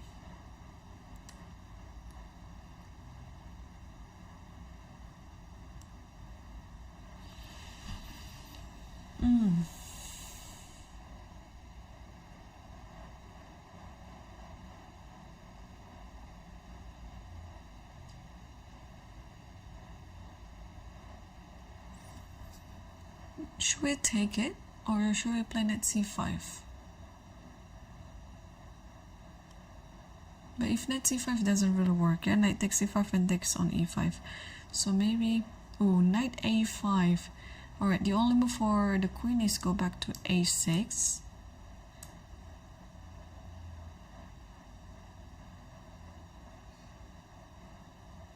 And yeah, I mean, Salem just played it right away. But what could be the idea now?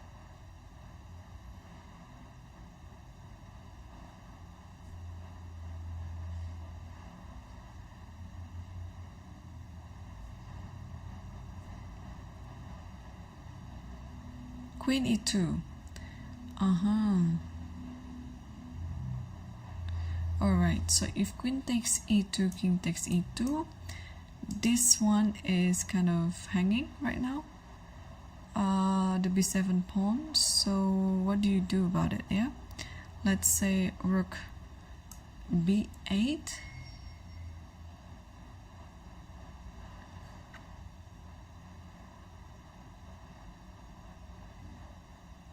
Yeah, I mean it's still. Oh, so king e2 is already on the board. Yeah, it was a forcing.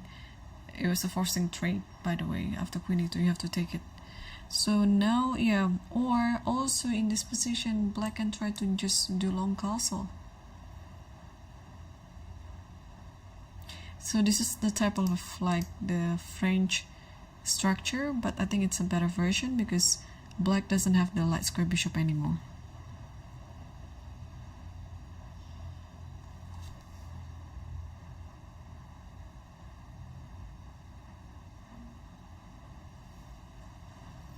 Okay, and what about the other game? The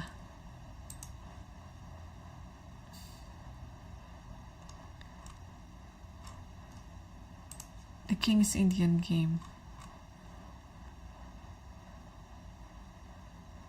Oh, that one, yeah, white played queen h5, and yeah, now it's becoming interesting again. Black is not really an advantage.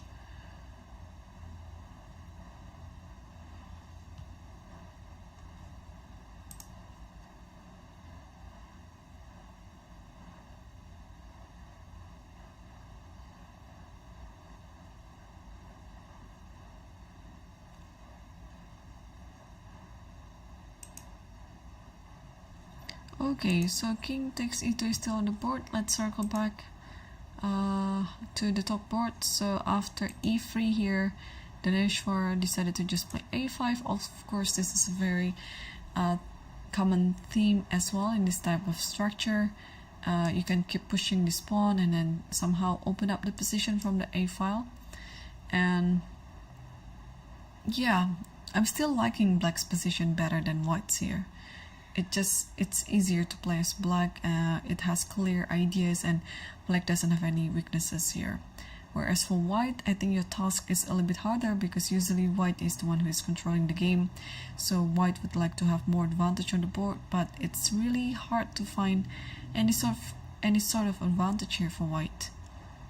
So let's see board 2, Tabatabe versus Sarana. Here after bishop a1. Yeah, Sarana just played rook e8, continuing the development. And maybe this bishop doesn't need to go to f6, but it can also go to f8. Yeah, again, it's similar to the first board actually. I like the position of black here better because again, when black has no more problems in the position and black can just comfortably develop all the pieces, and it's a sign that black is doing okay.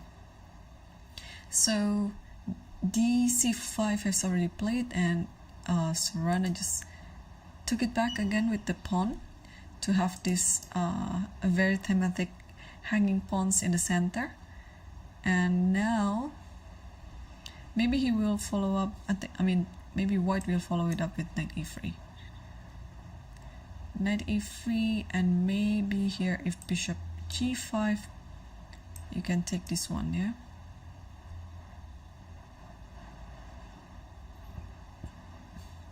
Because if you take this one, maybe there will be like this inclusion, and white I think is better. So bc5, yeah, knight e3. The idea is also maybe to capture this knight ladder and put the knight on c4.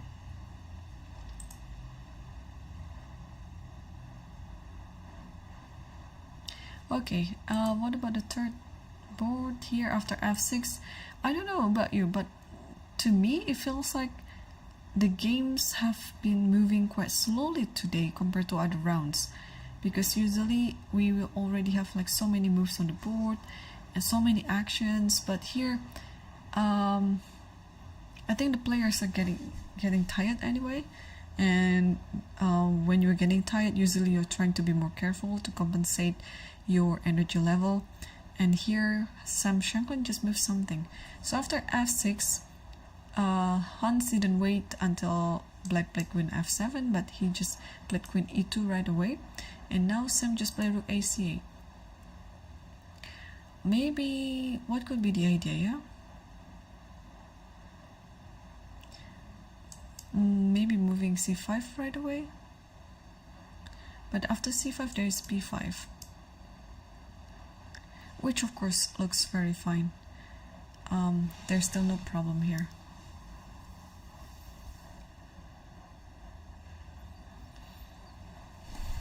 Yeah, this is gonna be quite a positional battle. What about the other game? Because I saw Parham was walking around and there's still no move yet from Arjun after bishop c5. Yeah, because it's a bit hard here to continue the game having your king still in the center. So Arjun has to try his best on how to prepare to castle. So the computer move like queen a4 followed by knight e4 and knight f2 looks very viable, but that doesn't look like it was easy because there are still so many pieces on the board, and you just have to double check everything, you know, because getting one idea is something, but also anticipating your opponent's idea is another thing. So you have to combine your move to anticipate, or yeah, pretty much to respond to both ideas, yours and your opponent ideas. Okay, and the game between Yu Yangyi versus Salim Saleh had happened like this. So after queen to e2, of course the king has to take, and after f e5, now it's the moment of truth, but I think it has to be de, because, and it just been played by Yu Yangyi, because this pawn is going to be hanging if you take it with the knight. Alright, well, players are thinking, and I think most of the boards are also yeah, they've moved very slow. I'm gonna put the scene on the break again, and we can enjoy the games from the multi-board view and also the live game. So I'll see you back again in a few minutes.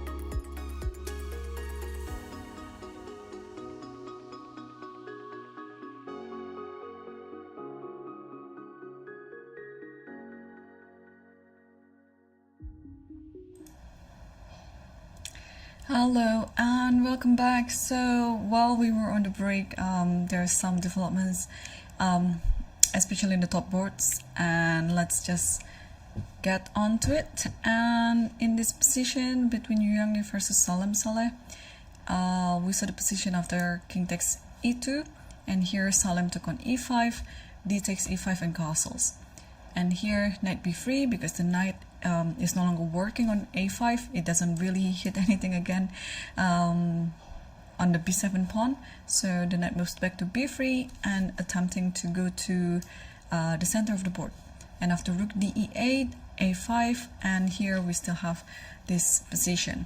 So I think everything is still pretty much equal, but the idea of rook d e8, I think black is wanting to transpose this bishop to d8 followed by bishop c7, trying to attack the pawn on e5. But Salem is thinking right now, because also the last move by white with a5, it also signifies that white wants to attack on the queen side, attacking the king. So it's gonna be quite a battle here, because yeah, the pawn on e5 is deserve to be attacked, but at the same time white is also not letting it happen very easily for black. White will also have some counter idea around the queen side to attack the king on c8. So we'll wait and see what's gonna happen. And meanwhile, on the live camera, I see that Arjun has been walking around, so let's take a look at his game and see what is going on. So he decided after bishop c5 to play queen a4. Actually, it's attacking this bishop, and after queen d7, if I'm not mistaken, our analysis was knight e4 and knight f2. But here he played queen c4, and after bishop b6, knight a4. So he just wants to immediately solve the problem with the castle. After knight a4, he wants to take, followed by castle and connect the rooks. So yeah, if we were on the Parham's shoes now, what are we gonna do about it?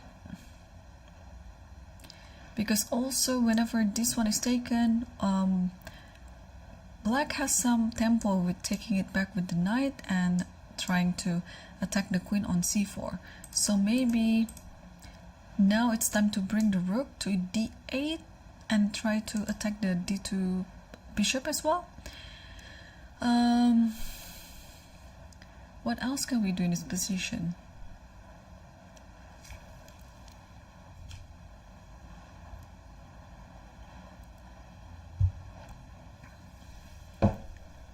So yeah, this position is so rich of initiatives. It's very complicated.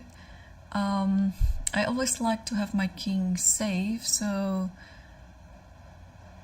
yeah, I prefer black in this position, but of course Arjun will be able to find all the defense to kind of like equalize the game, because I'm sure this position is better for black. Yeah, or very slightly, maybe close to 0-0. Yeah, so far it's still fine for black in this one. Let's move on to the other game as well. Let's see the game between Hans versus Sam Shankland, because now after queen e2, rook a8, rook fb1 was played, and here Sam just played rook fd8 and just tried to develop the rooks to the center, and a4, knight b6.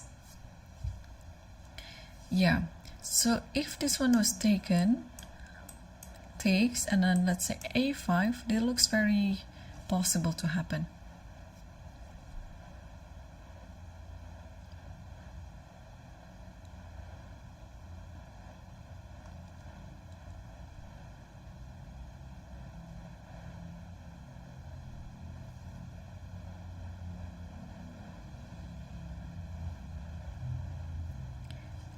If you take this, or maybe it's better to just push, yeah? Push like that. But if pushing, then it means a6. Maybe it's fine. Takes. Yeah, I think it should be fine. So alright, knight b6. If you don't want to take the knight on b6, what can you do? Maybe knight a5.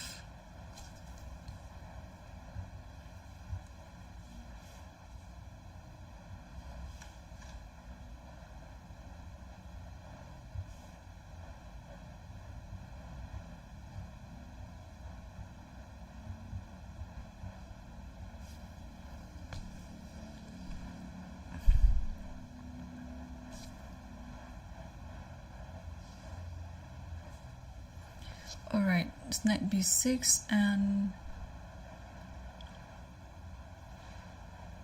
yeah, Hans has just got back to his chair and he's gonna move. So also knight a5. What's wrong with this move? Is black's intention c5 here?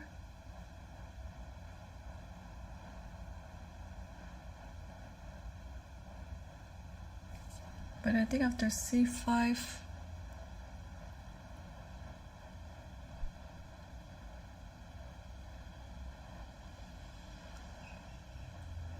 maybe take. Oh, I don't really like this position with knight f5. It just doesn't serve anything. Maybe just takes this, and even like a move like bishop b5 should be fine as well. Sorry, bishop c4.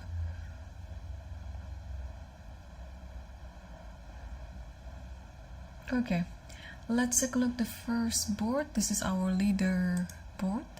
Aravind is playing Dhaneshwar, and I think we saw the position after a5.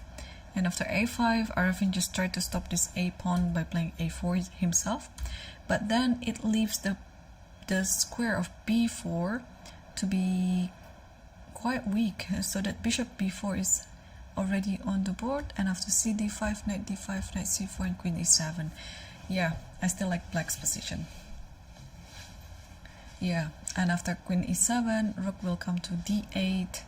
Though white can also play queen e2 maybe in this position. And after rook d8, rook here. So it looks like, in a way, quite symmetrical. Or maybe after queen e7, maybe white can throw in queen g4, attacking this g7 pawn. Maybe this is what Aravind is thinking. And then how to deal with this attack then?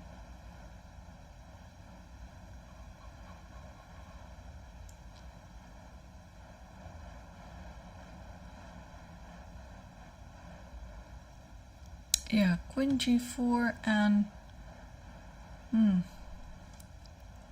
you don't want to move this pawn, because if you move this pawn, let's say here, then maybe a move like knight e5 or even like queen d4. Yeah, looks very good. So after queen g4, what can be done here? Aravind is still thinking, but I don't know. I have a feeling that he might actually play this queen g4, because it looks very tempting to play. F6. Let's say f6 is the move, yeah. But if f6, then all right, then just tough up normally. Rook d1.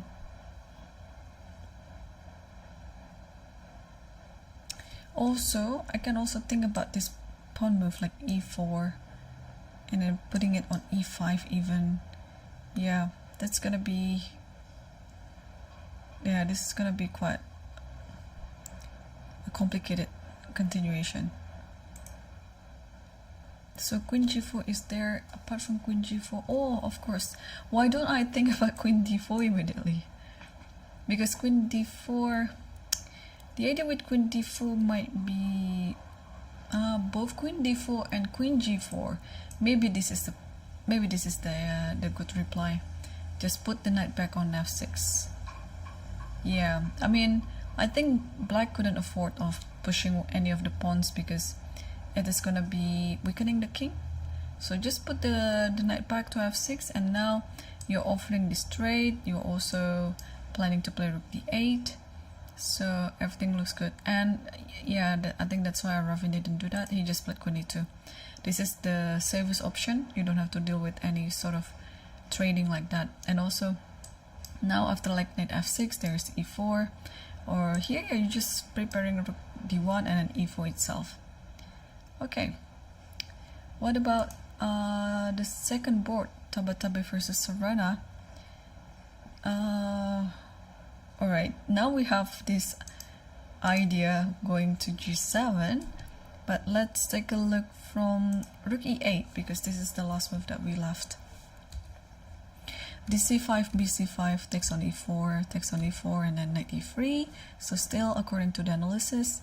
And then queen b6, queen d7, and after this queen g4, and queen g6 is already on the board, trying to stop the queen from taking g7 with the checkmate.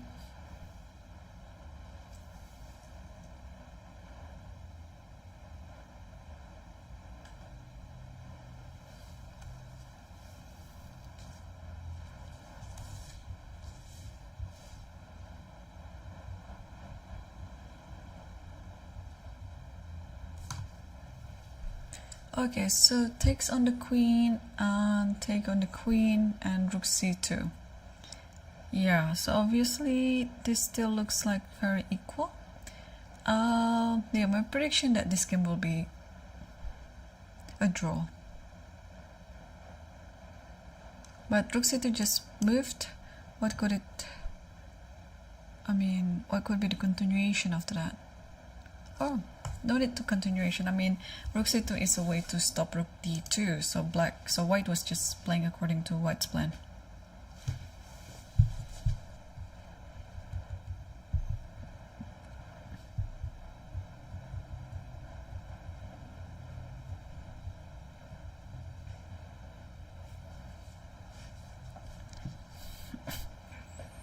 Okay.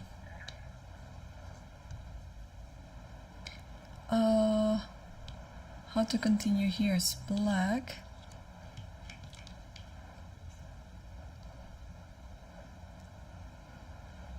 What about double up the rook?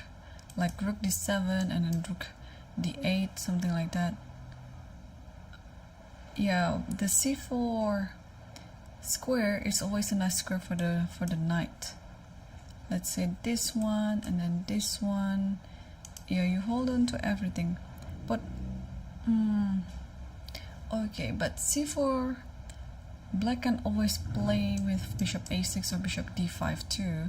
Maybe bishop a6 is better, so he doesn't close the d file.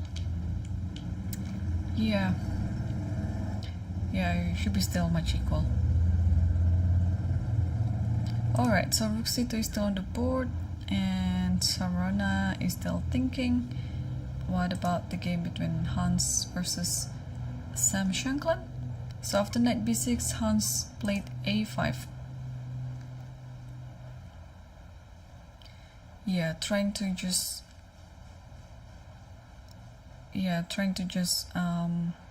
simplify everything on c4. So let's say knight takes here,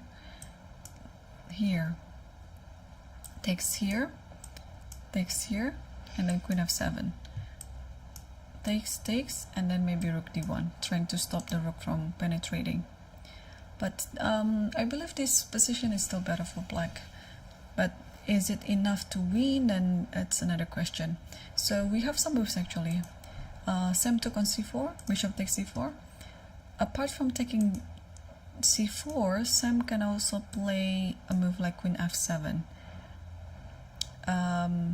So if you take, the queen will be left on e6, and if bishop moves back like this, maybe now it's a time to play c5 with the idea of c4, of course. But if you take this, rook takes, then I think black is maintaining its advantage.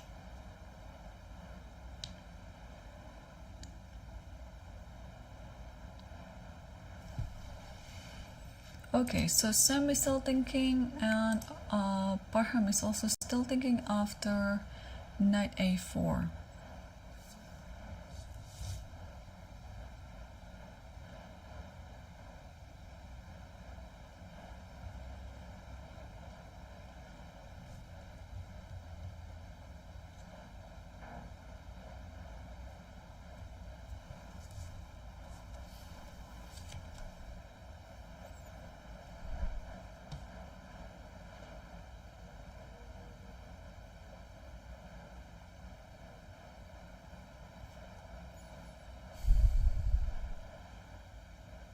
Okay, and what about the fifth board?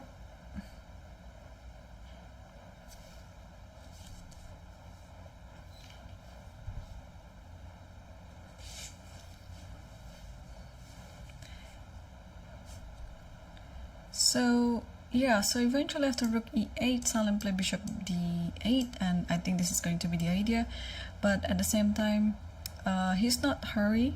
He just played so a5, rook h, f8, and after bishop c1, bishop d8.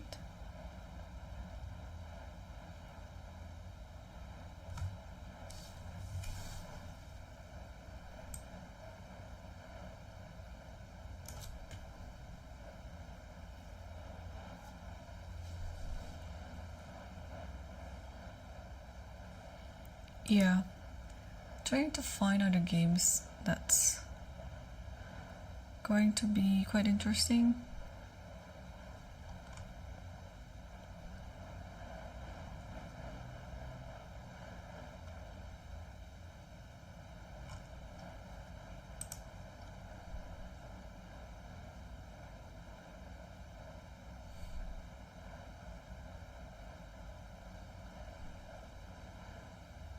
Alright, let's go to the game between Martyrosian Hike versus Reyes Royal, because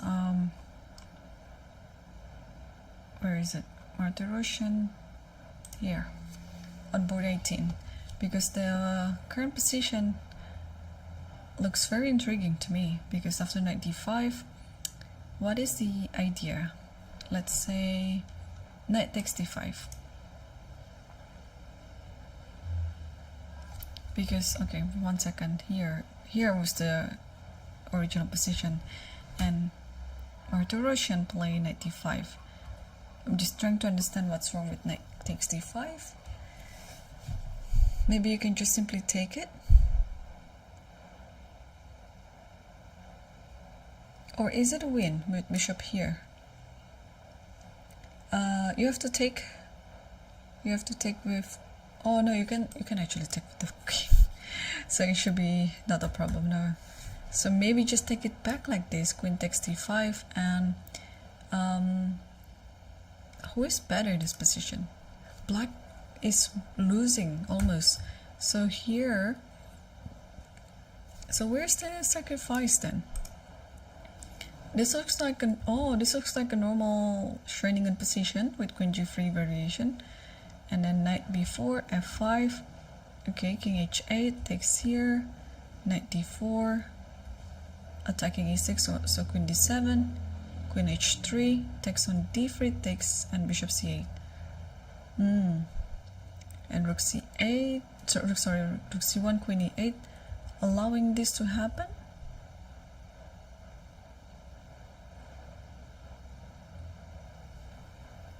I don't understand.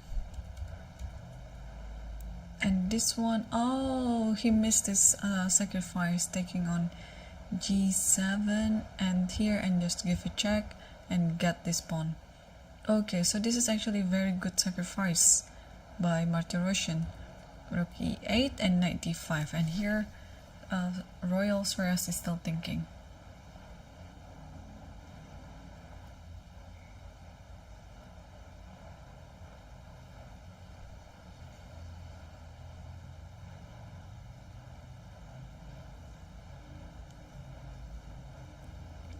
So the idea, if black doesn't do anything, knight takes f6, rook c7, and also this rook is kind of not working. But if we put it into work like this, then the c8 rook is c8 bishop is hanging. So knight d5, such a good move here, opening the c file for the rook to go to c7 and also attacking the bishop on c8. Yeah, you have to take it, because otherwise there's also bishop d4 coming, and then this gonna be pinned. The knight on f6 will be lost. But again, if you take this, then just queen takes should be fine, and this comes afterwards. Yeah, wow, what a game by Martyrosian. Yeah, looks really good for white. Okay, and what about the other Armenian game, Petrosian? So Sifuk versus Petrosian, We saw the position after queen h5 and knight g6, knight g4 and b4, and here knight just goes to e2. So the idea is the knight wants to take here. So now if the bishop takes this one, maybe you just take it back like this, yeah? Queen takes and then king takes like this. Yeah, so this has happened. Bishop d5 is already on the board, and now we can expect bishop takes d5, bishop takes d5. Oh no! White just took on h2, sorry. White took just h2 like this without taking back the bishop on d5. So if any check like this, maybe the knight is ready to just stop it with knight g3. Okay.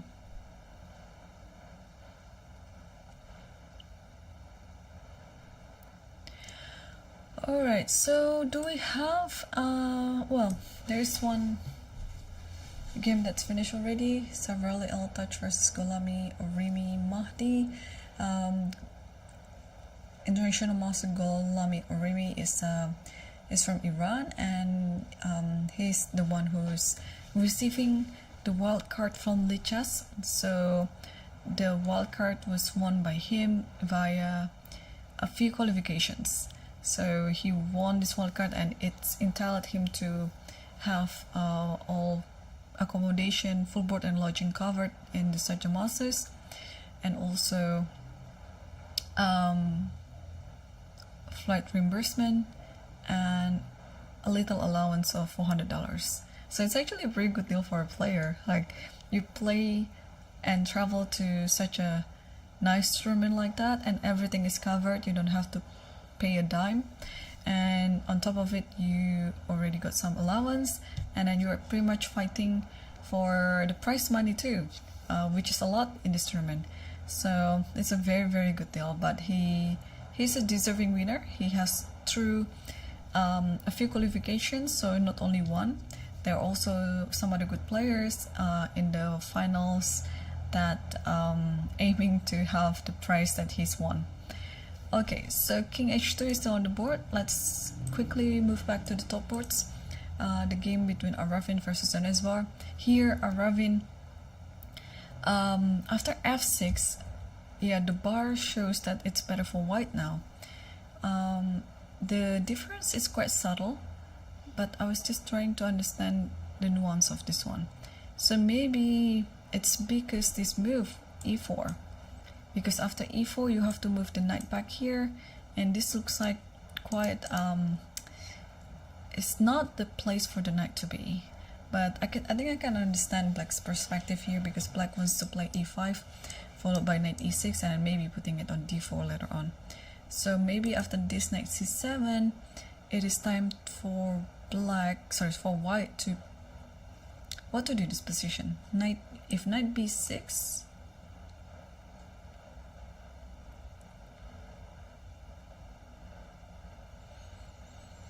maybe rook d8, and what else? And maybe queen here.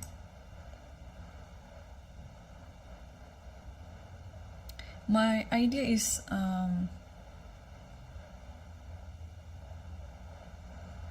what could be my idea after bishop c5? Oh, the knight might be lost. Oh, sorry, bishop c5 is hanging, sorry. So you cannot play that. Yeah, I think this is fine. And maybe king h8. And after king h8, oh, this is still pretty much playable position. So let me find something else. I believe it's still e4, but after knight c7, let's figure this out.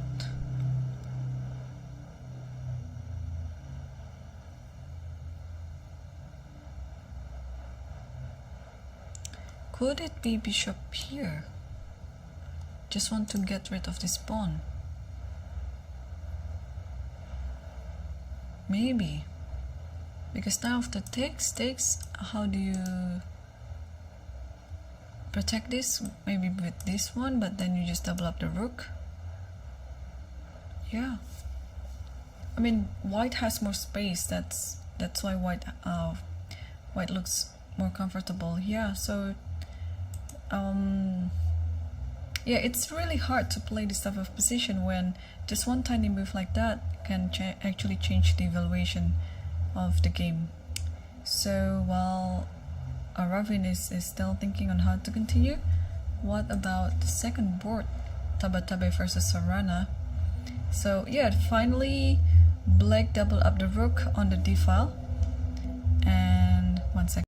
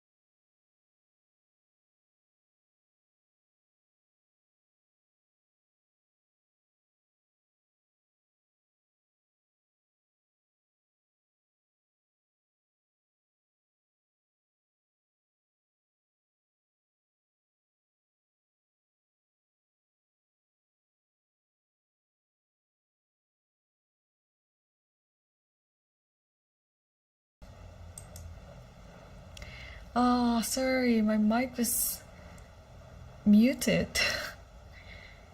Oh, I was talking and it was not. Oh, I feel so sad. My microphone was accidentally muted, and I didn't know. I just realized it now. I don't know how much I was talking before, and it was not even online. Oh, I'm so sorry. All right, I was saying that the position has simplified a lot, and we can actually stay for a bit in this position because we can expect that both players will soon agree for a draw. Although again, this is pawn game, so white is a bit risky here because of the pawn structure. Yeah, black has no risk at all, so white has to play a bit more accurate not to lose this one. Technically it's still a draw, but Sam might be trying to push for a win, knowing that he has a better pawn structure.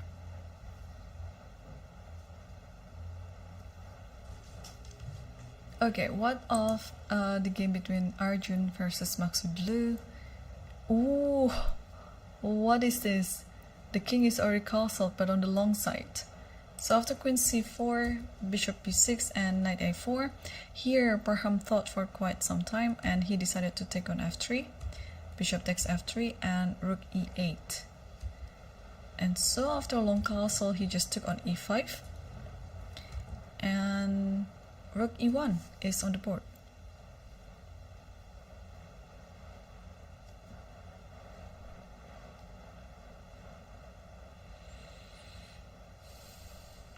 Yeah, this looks quite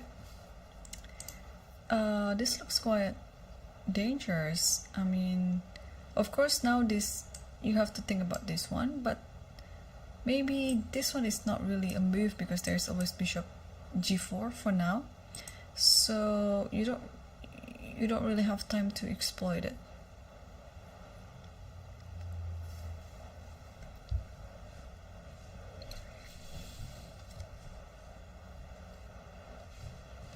Okay, I'm just wanna switch to other games if we have any interesting position right now.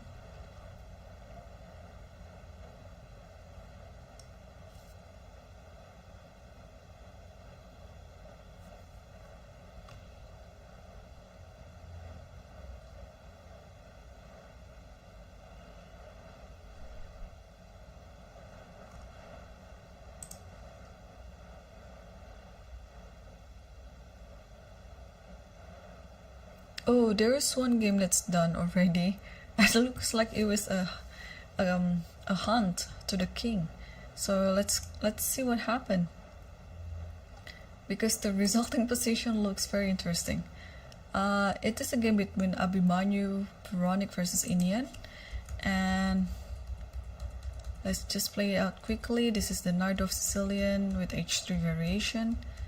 So takes, and here takes here, and knight d5 and h4, h6, and then g6 here, check. Yeah, why did black allow this to happen?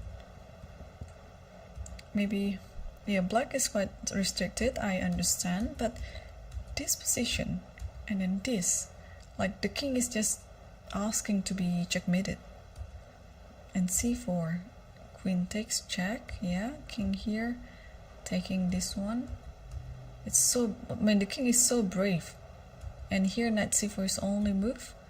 Bishop g2 here, and then okay, this discovery should happen. Yeah, at some point it looks like the king, I mean the king is terrible. Queen b3, rook a4, bringing the other rook to the party. This is too nice. And takes, and here check. Okay, now it start the hunting. Like king d7, now take here and check, here and takes this one. There is no important check on the back rank, so rook has to play g8, and now check, and yeah, actually resigned here because okay, After this check, you just simply take this and then just win the game. Yeah. All right. Very, very interesting game by Abhimanyu Puranik. So, is there anything else?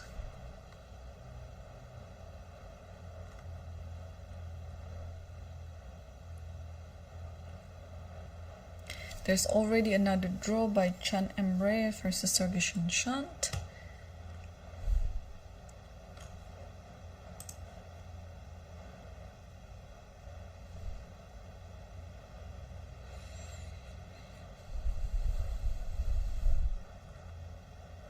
And Ilmas Yerli Mert drew against Ivanchuk.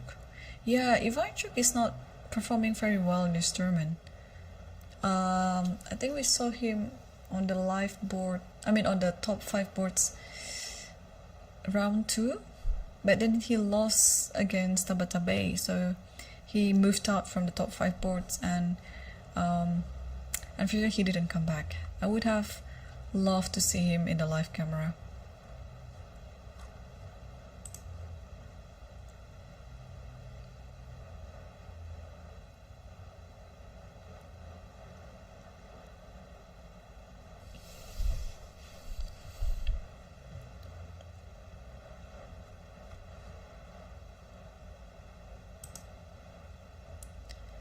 Okay, so just checking the top boards. Not much improvement being made. Everyone is still playing very slow and very, very careful.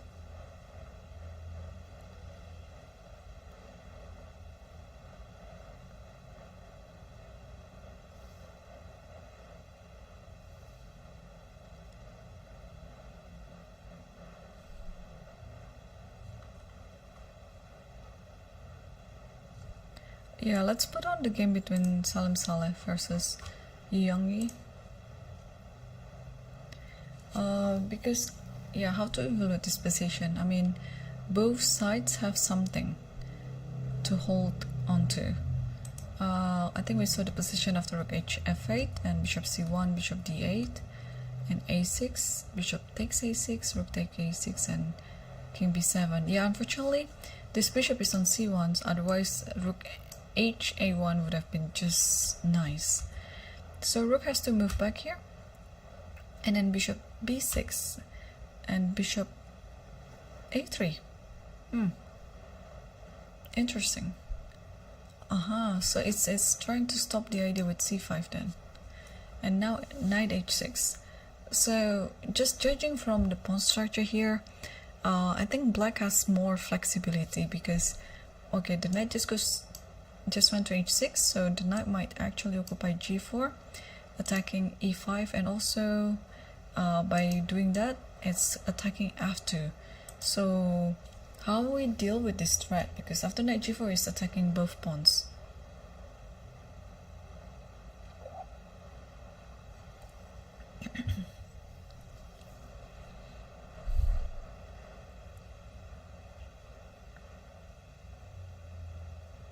Maybe just rook e1, because after knight g4, can you play something like this?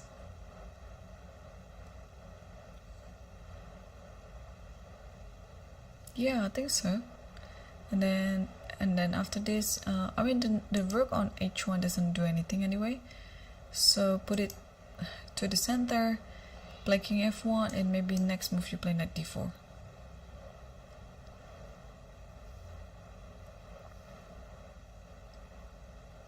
Okay, the position is still up to knight h6. Do we have other updates on the other game? Let me quickly scan it.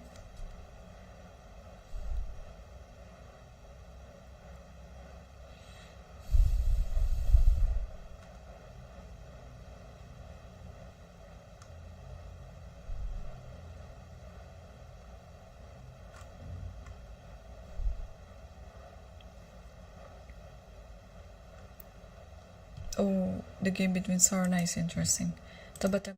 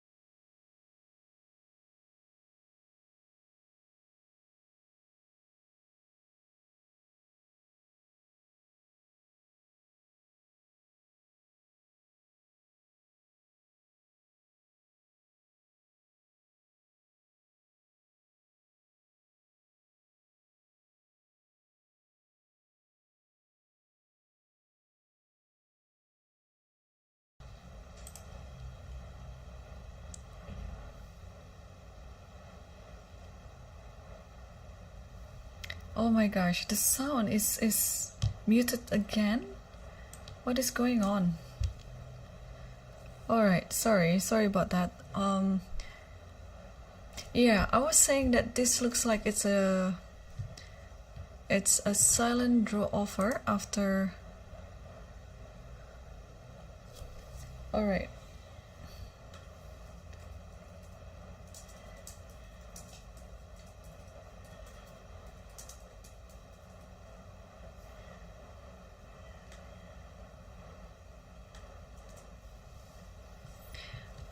But king d1 is on the board, so yeah, this is pretty much equal still. So I don't know who's playing for win here. Taba might be pushing for win just because he has a better pawn structure, and also he has a knight compared to the bishop. But yeah, this is still pretty much equal, and I believe Sharjah would be able to defend it. Let's see how Hans is doing in this position.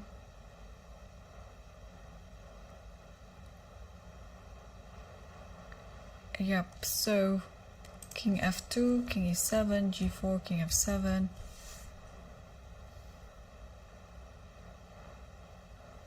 And now king g3. So he just moved king g3.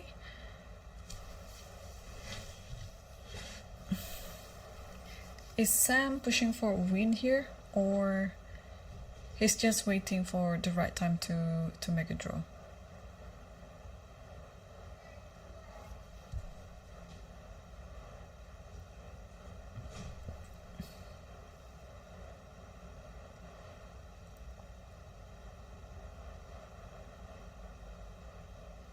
Okay, let's also update the other game because Parham is currently on 11 minutes. So he's entering like the pre-time trouble period. Rook he1 was the last move that we saw, and he played queen f5 here. Takes on e5, takes on e5, and rook e1. So now where does the queen go?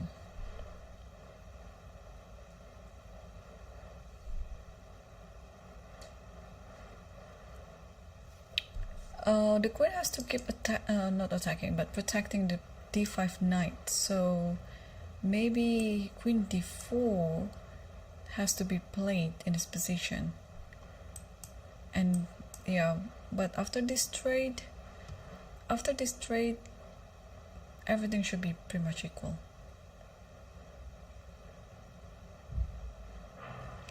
Apart from queen d4, where can he go? Maybe back here again? But this one means that there is bishop e4, so it's kind of like a bit uncomfortable.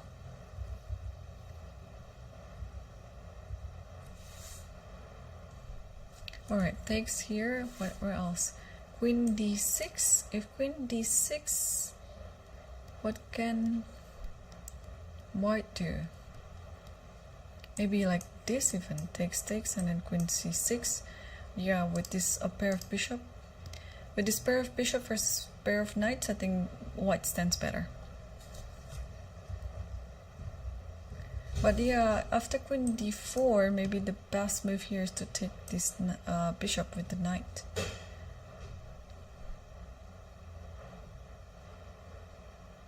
I know you have to take it with the queen like this, but at least you maintain, you keep the queen on the board. Oh, but okay, come on, this one is losing, yeah?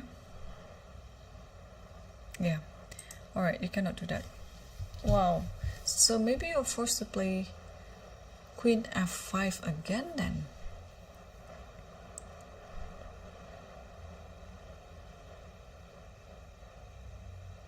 Or knight e3. Okay, so perhaps just to play queen d6. If queen d6, then maybe just takes here and then queen c6. Is Arjun better in this position? Yeah, Arjun is better because everything has been simplified, and if you're getting even a more simplified position without any risk, then white is just standing better in the end game because of this pair of bishops and kind of like an extra pawn on the queen side. So it should mean something. Alright, so yeah, Arjun lost in the on the first round against Nicolas Tudorou. And since then, he's been winning most of his games, but also there's some draw as well. So Arjun just played something, just wondering what he did. He played, what did he do? Queen c6, yeah. Okay, so he played Queen c6 right away instead of taking on b6 first. But it's pretty much almost a similar idea.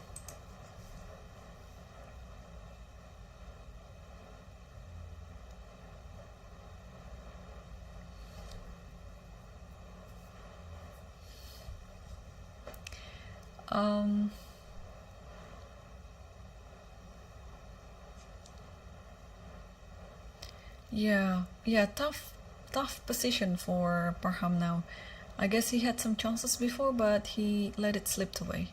Now after Queen c6, White's position is just very nice.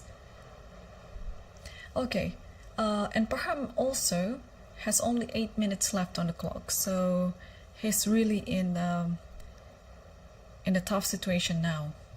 What of the first board, Aravin versus Daneshvar? Because this was also starting out as a very equal position, but apparently after a few moves now, White is slightly better. So Bishop c3 was the last move. Actually, we saw Queen h5 and then e5, and then Rook f d1, Rook c d8, and Queen go back to e2, Rook Queen e6, and e4. And after knight e7, bishop c3. Yeah, do we take this or not? Because if we take this, again, this pawn in the long run is gonna be very weak. Wow, I just like how Aravin played this game. It just shows that he has a very great understanding. Like he quickly, the moment after a5 actually, here he played a4.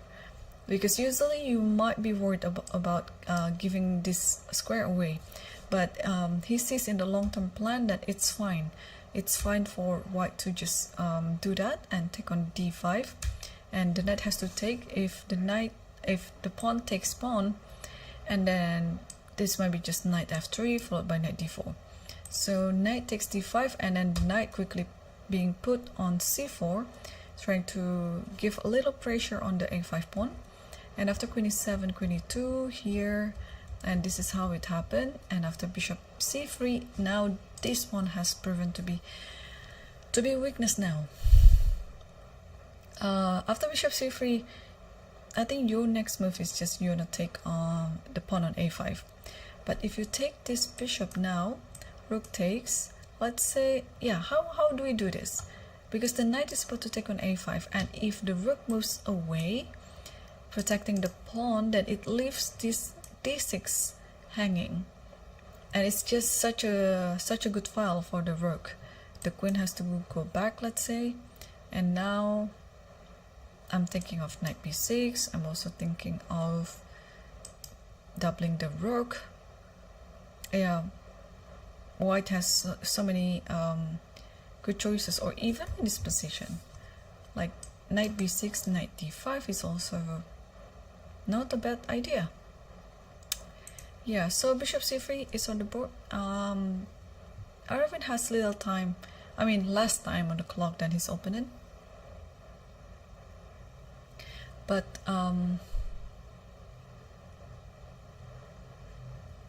yeah, I think the position is very safe for White, so it shouldn't take so much time for the moves to come. Okay, so Daneshvar is still thinking. Let's come back to Tabatabai versus Sarana, which looks like still very much equal. So what about Hans Dimon versus Sam Shankland? This is close to shaking hands. Like now everything is already stopped, yeah, on the queen side. Like you cannot do anything on the queen side, and the center is quite close as well. And after h4, yeah, maybe Sam is currently thinking about h5 here, just trying to open up the position a little bit.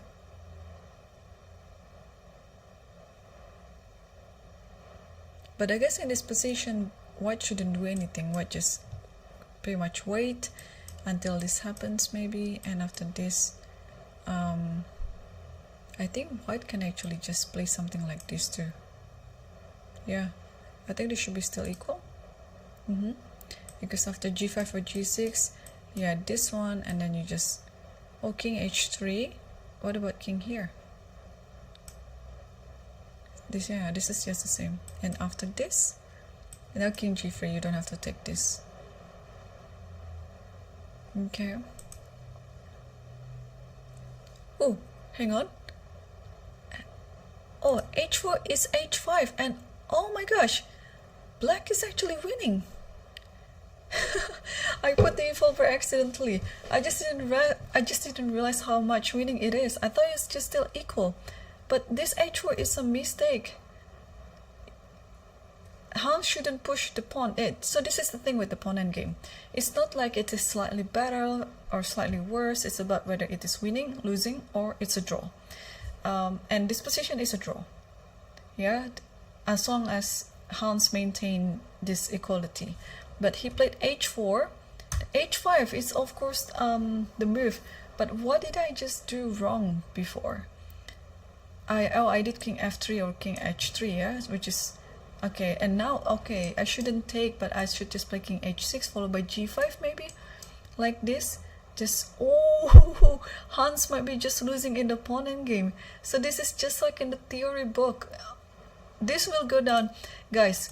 For those who are watching this will go down in social media a lot, and also in many endgame courses. Like there will be, if Sam won this, of course, there will be like a position like, okay, this is a game from 2024 Sharjah Masters between Hans Niemann versus Sam Shankland, pawn endgame. It's literally just the same number of pawns, almost symmetrical, but with a little twist like that. And I'm still shocked because I thought it was just an easy draw. But now this position, okay, king g3 is on the board, and h takes g4. Hang on, I have to double check with the computer. What is Sam doing? What is Sam doing? Okay, it's still winning. Oh my gosh. Oh my gosh. I mean, I don't want any player in this tournament who is winning, you know, and then they miss the win for some reason, or who is drawing and then they miss the draw. But okay, this is quite sometimes it's quite like a roller coaster in the evil bar. All right, so I'm just trying to understand, yeah. So in this position you cannot take because because of the opposition. So after king h6, white doesn't have any idea what has to play this, and after takes, and now g6, and then what happened? Hans played h5. You can just simply take it and win the pawn. And then after king here, you just play this, and then quickly king g5, f5, and so on. Wow! The way Hans is going to lose this game is insane, because I think we can verify that. I mean, I think we can say that this is going to be won by Sam because of this. But oh my gosh, the way how it went is just insane. Like I've never seen it before.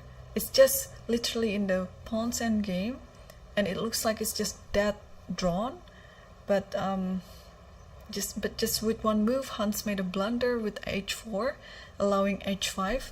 We're gonna go back to that position, but for now let's keep on this one for now, because well, it's almost just the finishing. And yeah, so I don't know the time situation for both players.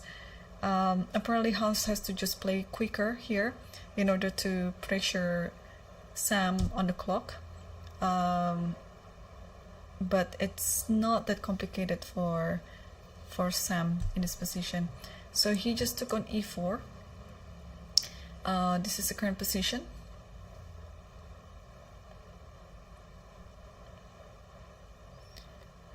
And what happened? King b8, and I think it's gonna take another pawn. Yeah, you just take all the pawns possible. Take here, and then let this promote, and then you just give a check, and then takes the queen, and then promote this one. So that's pretty systematic.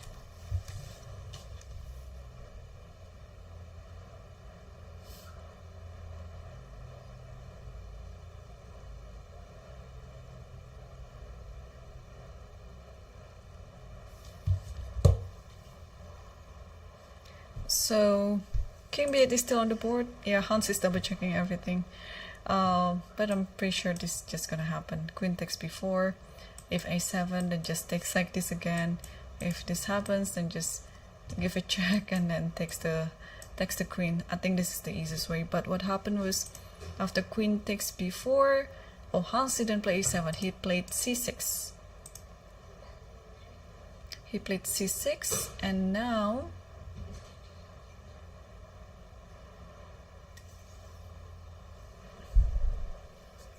I think it's just queen a5 or queen c5, the same, yeah? Okay, if a7 here, you give a check, like that. Wherever the king goes, it's with a check. So yeah, after c6, just play, I don't know, queen here works, you just want to play queen b6 next move, or you want to take one of the pawns. So it should be, oh wow, it's just didn't expect how the game turned to be like this. So if or when Sam won, then Sam will be on 5.5. 5.5, and wow, this is a big win. This is gonna be a big win by Sam in this tournament. And what happened is he played queen c5. Yeah, both are possible, and now king b7 is on the board, and now just push this pawn, yeah, and this allows queen to go to b5 next move. Yes, and Sam just pushed it, and Hans played a6 to a7.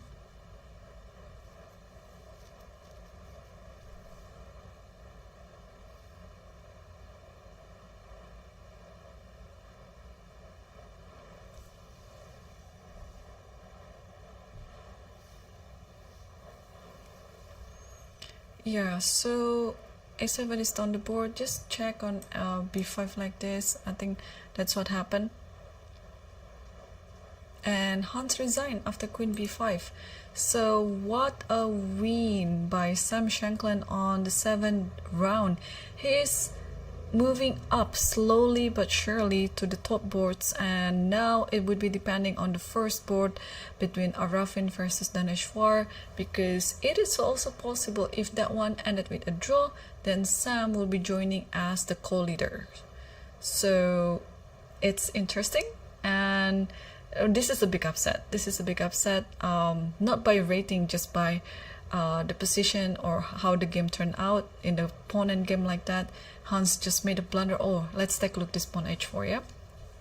So apparently after h4 h5 you cannot survive after that. So takes, and here, yeah, so whenever this king goes, then king will go here, and then like g5. So slowly you'll be, yeah, you can even take it with the pawn like this, and this, and then yeah, just you know, like the other pawn and game when you are about to make a draw, but then before it was a stalemate, the black king will just go to the other side. So here, let's say this, and then this, and this, and usually this one. Okay, if there are no other pawns, yeah, and if there are no other pawns, then if only one pawn, then this is a draw. But of course after this, just keep checking or keep capturing every single thing. So let's see, this is actually a very instructive position. I might actually, you know, save the position so that I can teach my student about it, that this is a drawing pawn and game, but of course with many pawns on the board, it makes it look very complicated. So turns out the idea is you just keep everything intact and play king h4. You should stop this to happen. Yeah, you literally has to stop it. So can it be played before?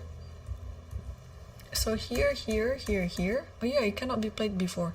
You have to stop h5, so that's why king h4 has to be played. And like this, and then you just come back because there's no more h5. And if like this, then you can come back here because now it's different. If king over here, then you have here, then after this, now you can just takes, and this is drawn. Yeah, if anything like this, then you go here, because you always have to be ready after this takes and play e4 and then close everything up. So okay, the key move in this position is king h4. I mean, or the key idea is to stop h5 pretty much. Is there anything else after this? Let's say here, okay, if the king moves back, then it means h5 is not going to happen, then you can move back again. So I mean, after that the solution is pretty easy. You understand what is going on, but yeah, not to understand, I'm sure these players understand, to remember what you should do and what you should not do during the game is sometimes quite hard, because it looks like whatever black does in this position or white does in this position, it looks just it's a draw. But h5, you shouldn't allow this to happen at all. And especially with the king controlling it, it's different story if g6 happens. And now after g6, the king will never go to g6 anymore. I mean, except that the pawn moves to g5. But when the pawn is moved to g5, then that's it. You can just move your king to the back rank even if you want, and this is going to be drawn. So in a way, Hans is like helping Sam to actually get what he wants. Yeah, so that's pretty much it. This h4 move, 30-second move h4 is the big blunder. I can just put the equal bar here. This is the position before. Like, I think every single thing after all the traits is pretty equal. Yeah, I mean, black slightly better, of course, but I don't think it's enough for a win, especially after all the traits of the rooks and just the pawns. Yeah, this should be just drawn. So king here, it's okay, and g4, it's okay, and after this is fine, and king g3, and okay, b6, a6, and b5, c5, yeah, everything is fine. Only after this, king h4 is the only move. Again, you shouldn't allow h5 to happen. So play another move like king f3. It's still fine too, as long as you take it with the pawn. Oh my gosh. So h5, let's say, and then even king f2. Yeah, so as long as you have these two pawns like this, it's okay, because after this, king g3 takes this, and then g6, king h3, and f5, because black has to do something in order to try for a win, and then gf, like just king g3 here, and after this, okay, this is drawn. Yeah, you just play this, g3 h3, g3 h3, and nothing can be done. And after this, then you can actually go up here, and here. But okay, everything has to be calculated, but I don't think Hans was in time trouble. So even in this position, king c4, everything has to be calculated. Takes this one, and then takes this one, go to the c6 one. Okay, this is complicated. King h4, it's just gonna be drawn very soon. Let's say here, okay, you just want to move something like this, and now you can actually play h4 like this. You just wait, or you play h5. I think I'll just wait. Yeah, I'll just wait. After this, then I think even g5 is also drawn. Yeah, I think g5 is also drawn. Yeah, because if you takes, then I'll just put my king on g3 h3, and there's no more the king cannot enter. If f5 also just takes, and then e4 even. I mean, now we have a pass pawn, so we shouldn't be worried about the position anymore. Yeah, but what a mistake. I mean, it's something that a player around Hans's level maybe shouldn't have done, but what to do? He made the blunder and he lost the game against Sam Shankland. And now let's move on to the boards that are still going on. What about the first board? Because this is very important. Yeah, white is totally better in this position. So we saw the position after bishop c3, and black decided to take, and then rook a8, and rook d6, queen f7. Yeah, so okay, instead of rook d3, now queen d2, and knight c8, rook d3, and okay, this is the current position.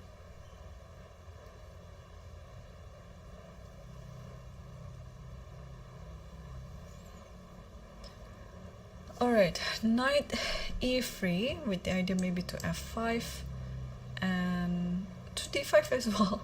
Yeah, okay, so black is currently under trouble right now. What about the second board? It still looks like it's pretty much equal. Sarana is defending because the position looks more comfortable as white in this position, but I think he should be able to find all the moves to make it a draw. But now rook takes c4 with the idea of taking b7. Actually, what happened? So f5, bishop here, and then bishop f6, and then bishop p8 and takes. So he's not afraid of this idea. Check, let's say king goes here and bishop takes, because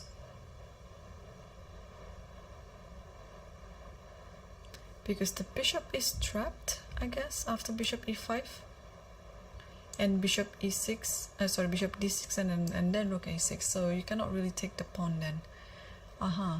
So that's why after this you just take with the rook, and this might still be not a threat, but yeah, how to deal in this position?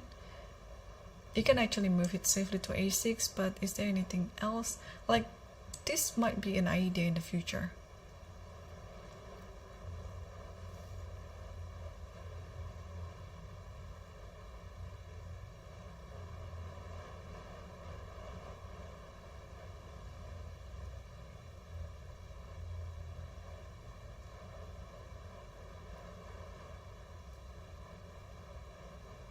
Alright, so still no move yet from Sarana. What's going on in the game between Eric Garcia versus Parham? Because we saw the position after queen c6, and here Parham just tried to protect the queen on d6 by playing rook d8 and takes on b6, a b6, and now rook d1. Yeah, this pair of bishops versus pair of knights, who is going to be better? So knight e7 is on the board. Are you going to take on this, or oh, this is actually interesting.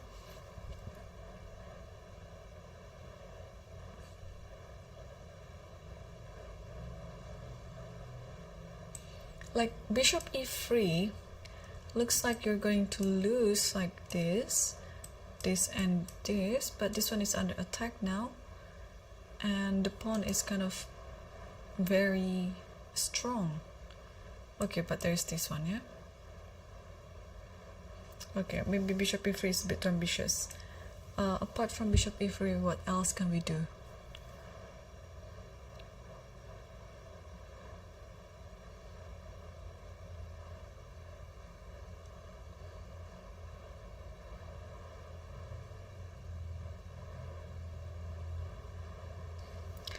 Okay, no move yet, so knight e7 is still on the board. So if we take the queen, rook takes, and now I play rook e1, let's say, trying to attack this. Maybe, where does the knight go? Because I have this idea with bishop b4 and bishop f4. Isn't this just winning almost for Arjun? Let's take a look. Alright, so computer suggested queen c4, but also there's nothing wrong with queen d6. Like this, and then rook d6, and then I like this rook e1. What's wrong with that? Oh, rook e1, rook e6. Okay. So you don't want to trade the rook then. What do? Bishop e2? Then it's gonna be like quite slow if bishop e2 happens, but maybe this is what it takes to win the game. So Arjun is still thinking. I mean, he still has 9 minutes on the clock, so he has time to do it. I just want to quickly check the fifth board here between Yangi versus Salim Saleh. Who's attacking who in this position? The rook is already on the 8th rank, but the knight on b8 is safely protected by the bishop and the king. The other rook, the black's rook, is attacking along the 4th rank. The knight is standing very nicely on f5. Who is better? Yeah, this is the thing when you are watching a grandmaster game. Like, it's always very hard to decipher or to try to understand what is going on, because both of these players, of course, they have their own intentions. So it turns out white is slightly better. Here black's turn to move, and computer suggested to take on a5. And after this, what to do? Maybe now it's time to take like this, like takes, because the rook is not able to attack this knight, and then the rook will just come back to b4. But okay, this is still the position.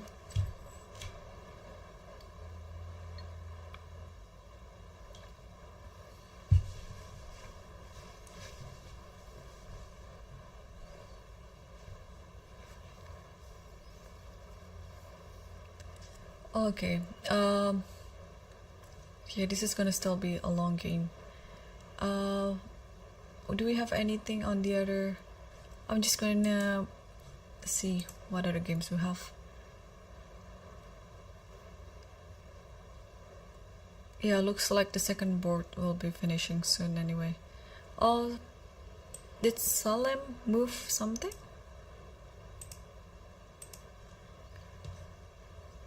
He did. He took on a5. Rook 1 takes a5, and now what is he going to continue? Also, I like this idea of playing rook e7, rook b7. It's just a way to show that the other rook wants to join the party as well.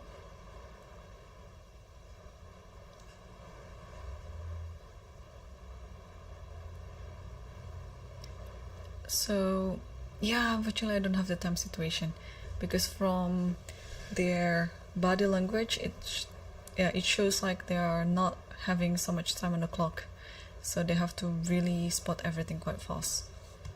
And Salim just moved something.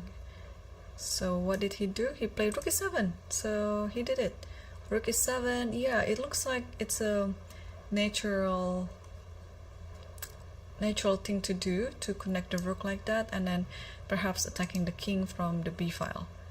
So we are going to watch over this one, but let's update ourselves on the first board, because now the knight, after knight e3, king h8, now suddenly the knight is in the center. Knight d5, queen f7, and rook c5, and knight d6.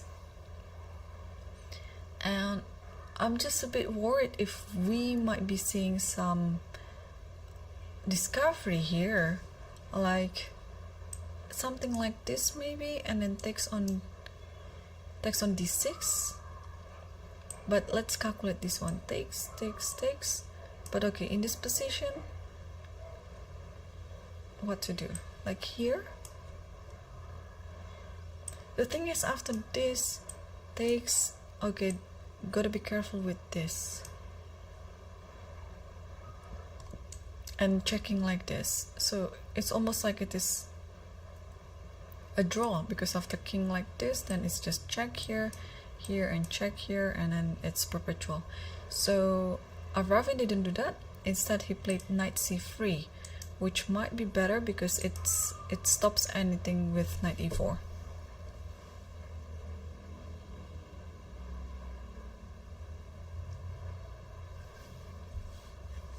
Alright, knight c3 is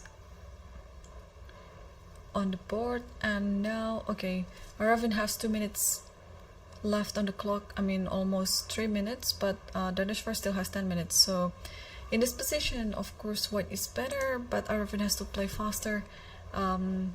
He has this tendency of thinking too long before, and then in moment like this, he almost doesn't have enough time. But anything can still happen in this position, even though white is better, but you can count the material is still equal. So that's yeah, maybe it's just a wishful thinking, but black still has some hope. So now what to do? Maybe, alright, the knight has to go. The knight has to go, but where? Maybe knight c8? Knight c8, oh sorry, and then knight e7, something like that. I mean, the knight has to go. Apart from knight c8, what else can you do? So he has played something. What is it? Oh, knight goes to e8, so he went the other side. Maybe the idea is knight e8, knight c7, and you want to go knight e6.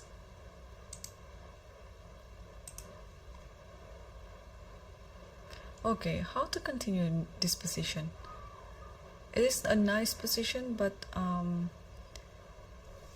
or maybe in this position, yeah, you want to attack this pawn, and this one is under attack as well, so maybe knight e2.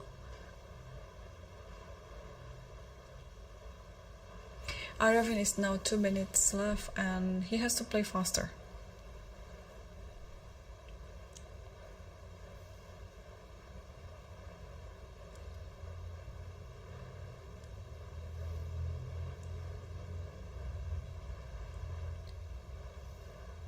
What could it be?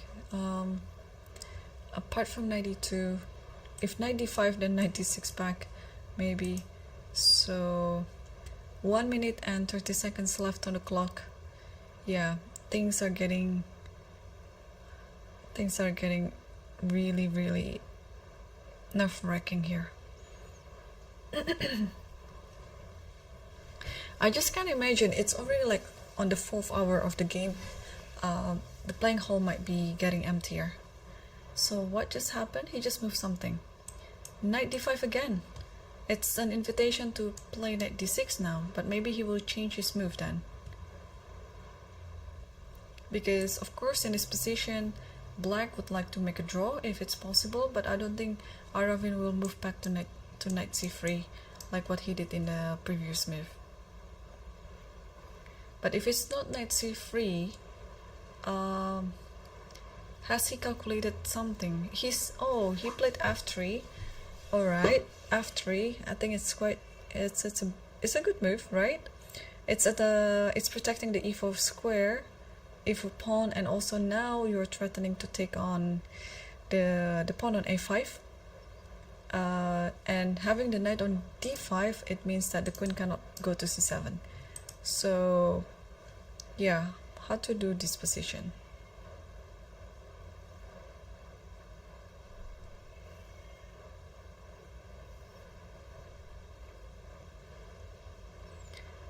Daneshvar still has 9 minutes on the clock. f3. Okay, next move is rook takes a5. Are you going to do some move like f5 here? Because I think black has to act something. It cannot just be waiting until every single pawn is being captured. So maybe f5 is a good try. You want to open up the king side, and yeah, and just trying to exploit the fact that white already pushed f3 here. So if this happens, then you can take it with the knight even, and now put the knight on d4. So if that one didn't happen, then this pawn is attacking e4. So wow, f5 might be just the counter attack that black needs in this position. But Daneshvar is still thinking. There's also some strategy that you want to play faster in order to pressure your opponent on the time. But of course you don't want to play too fast and then neglecting about your own the quality of your move. So, but I don't see any drawback on f5 here. Maybe the only drawback is maybe knight b6. So Daneshvar might be calculating everything, because this is a very interesting position to play. Like in this one, maybe what to do, like taking here, and you have to take here maybe, and then takes here. This is all for calculation, and he played f5. So we're gonna go back to the original position, but I'm just going to keep analyzing what happened if f5 happened. Oh, all right, so he didn't do any of those moves. Like this is going to be complicated, and especially Aravind only has a few minutes left on the clock. So after Daneshvar played f5, Aravind played h4. So after h4, then f takes e4, and now it is all unclear. I don't think Aravind is still better in this position. Let's check it. In fact, Daneshvar is better. I guess this f5 move is the turning point. It looks like, oh, rook c1, what a move to play. This is the move to maintain advantage for white, but this is such a hard move to make. No, this is a hard move to make, especially you only have like 1 minute left on the clock. But in fact, what did he do was, I cannot explain it. h4, it's totally, yeah, it's a complete ignorance to black's attack. Of course, that after h4, black took on e4, and here rook e3, and black is better significantly. And not only black is better, black has more time on the clock. What is going on today's rounds? So this is kind of like expected. When you are approaching toward the end of the event, you'll see so many blunders like this. Like we see the game between Hans Niemann versus Sam Shanklin, where on the other day it would be a very easy draw for Hans to make, but he just did a horrible blunder by playing h4. And now Aravind, I couldn't explain this. Like, yeah, f3 is such uncharacteristic way of playing this position, because you're opening up the second rank of your king, and also at the same time it's blocking the view of your bishop on g2. So I don't have an explanation to that, except that when these players are under pressure with the time situation, it really affected their way of playing.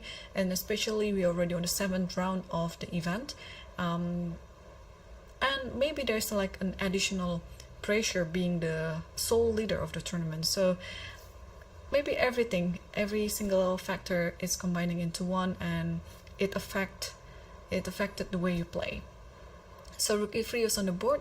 What could be the best move here? So computer suggests to play knight f5 here, allowing this to happen, but then you'll have a very nice exchange up position. So if after knight f5 rook takes here, maybe just knight g3. What about knight g3? Knight g3 is also fine. So, but here computer suggested to just play knight d4, but I think for human point of view, knight takes g3 is very natural. You just grab another pawn, and it is a very important pawn around the king as well. So I think both players realized the turn of events in this game, and Aravind was looking very anxious on his chair, and also at the same time Daneshvar look really focused on the game. I think he realized that now he's in the driver's seat, and yeah, he has time to think about everything. So still, this is the current position right now. He has yet to make the move, but knight f5 is what we are going to expect him to play. But apart from knight f5, if he didn't find that, what could be the other natural looking move? Maybe he's considering to take on f3 like this, but this will leave rook f3 and the queen has to move. Even in this position, it's already like a major improvement to the position that he had a few moves before. But he's still thinking. It is very possible that he's currently thinking knight f5 right now, because it is one of the most obvious moves to make.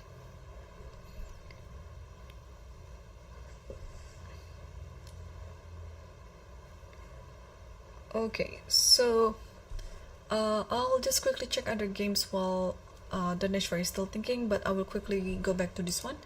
The game between Tabatabe versus Sarana looks like now Tabatabe is better. Yeah, he's trying to get the advantage bigger and bigger. What about the game between Arjun Urgaisi versus Maksudlu? We might be expecting a draw in this position, although it's always very tricky when you're playing against well, a pair of bishops versus a pair of knights.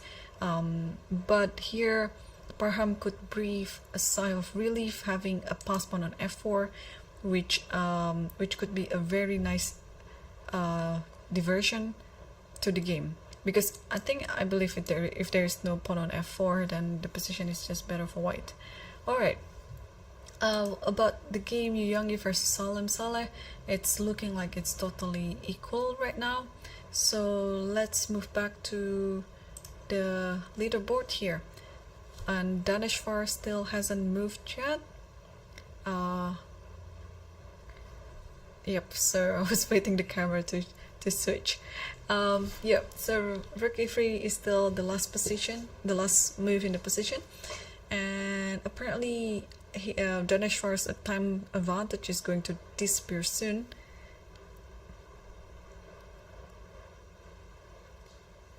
And what else could he be thinking apart from knight f5? Oh, rook a d8.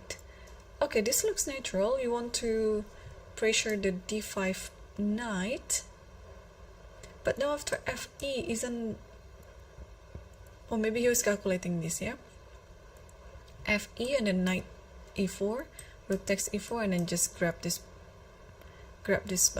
knight like that. Okay, so Aravind is now 2 minutes left on the clock, soon to be below 2 minutes. So what could he be deciding? I mean, first move is obvious. I think you have to take on e4 with f. So I think the first move is going to be this one, and after this, what is wrong by taking this one? Oh, there's this queen check and then rook f2. So you cannot take e4 with the bishop.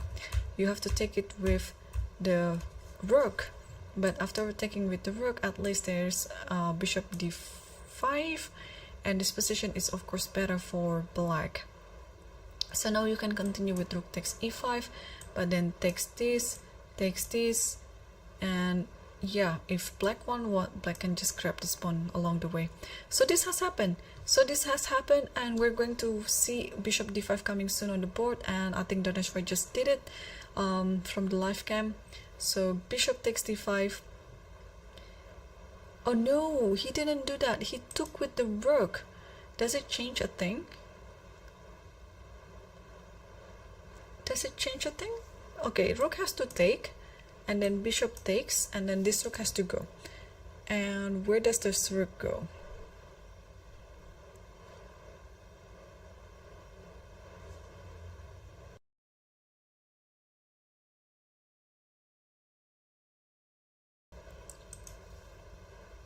It's so cold in my room right now. The AC is making it very cold. Anyway, so bishop d5 is on the board. Does it matter where the rook go? To e3 or to e2 or to e1? Does it really matter? Like, let's say to e3, because you want to protect this b3 pawn after bishop takes g2. So this one, but okay, black has an extra pawn here that black will try to win, of course. Okay, so yeah, Aravind is now under 90 seconds. Where could he move? Yeah, I think it should be rook e3. You have to protect these pawns.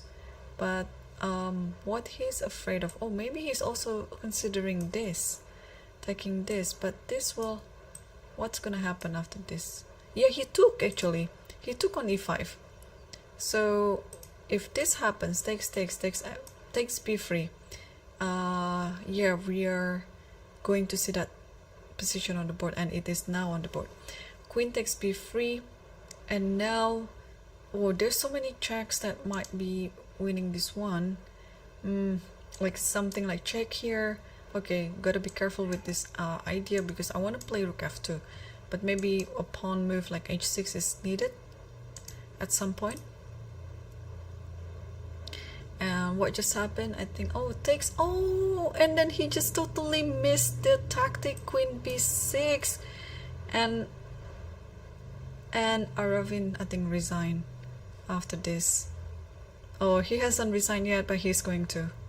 Yes. Oh, wow, what a blunder. I mean, the position before rook takes a5 is of course better for black, but it's just a complete blind spot by Aravin taking on a5 like this and totally missing queen b6. It's a fork, it's a check with this one. Again, what a turnaround of event that we have on this game, and Aravin is no longer leading.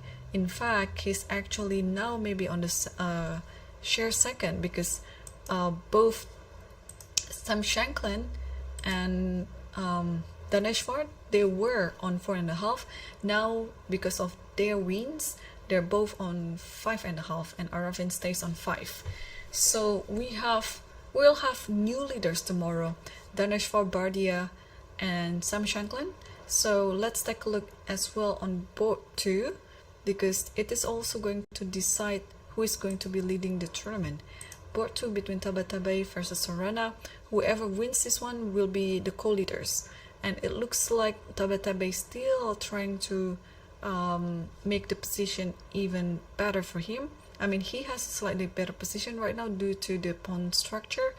But I think it's going to be quite a long way to go. Or maybe after this, okay, bishop c3, it's trying to attack on g7. So after bishop here, maybe it's time to play b4. Before king c4, so that's not really what you want to play. So maybe it's rook here, then it's going to be quite a long maneuvering, because we've seen this type of position before when the rook was on c4. So bishop c3, Sarna is still thinking. He still has 5 minutes on the clock, so it should be enough for him. And what about the other game, Erigaisi versus Barham? Yeah, so it's not gonna be quite an easy game to play for Barham against this pair of bishops. In this type of endgame, it's always very tricky. So now in this position again, it's still looking like it's equal, but Arjun will keep trying to play his tricks and try to win the game. About board 5, there's not much of development in this position. I think, yeah, although it says it's a equal position, it's a drawing position, but I think both sides are still also trying to create something out of this position.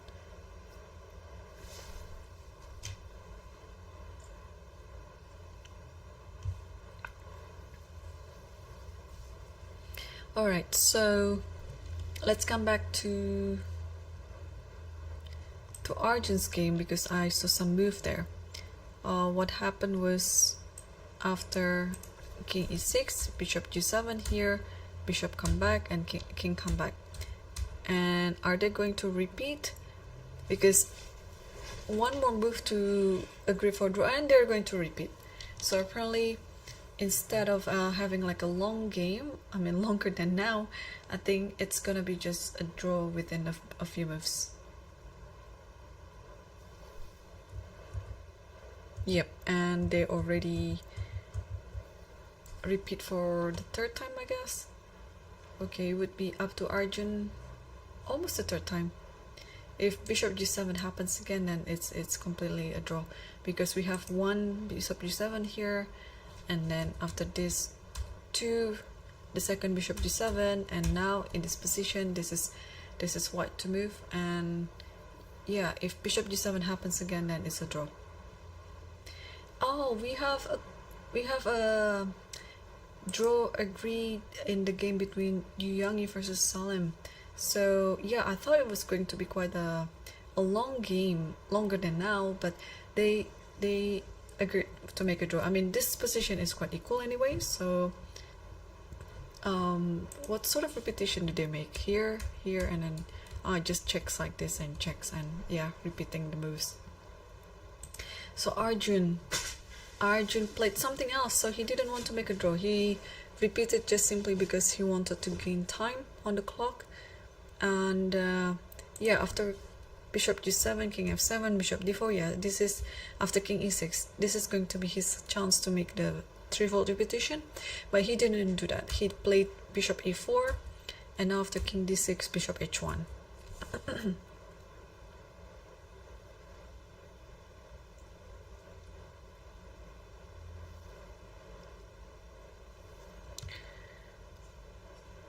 Okay, and what about the second board?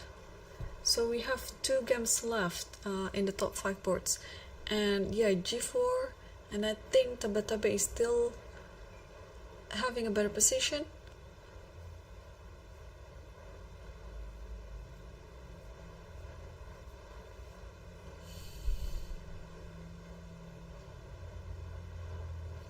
Okay, oh, f3, but isn't it just weakening? What about takes this, and king d3, king e3, and takes the pawn? They would have taken this one immediately, and takes this, and then this. Okay, the computer suggested bishop c7, then rook a4, then rook goes here to stop the king from getting to the pawn, and rook c4, bishop d6, and takes on g7. Yeah, and if that happens, then rook e2, attacking this, and after rook c2, rook e1. Okay, that is quite hard to figure things out when you only have a few minutes on the clock. All right, so e3, it's already happened. Are we going to see king d3? Because king d3 looks like a very natural move to make. You just want to get the pawn on f3, and Tabatabe is thinking still.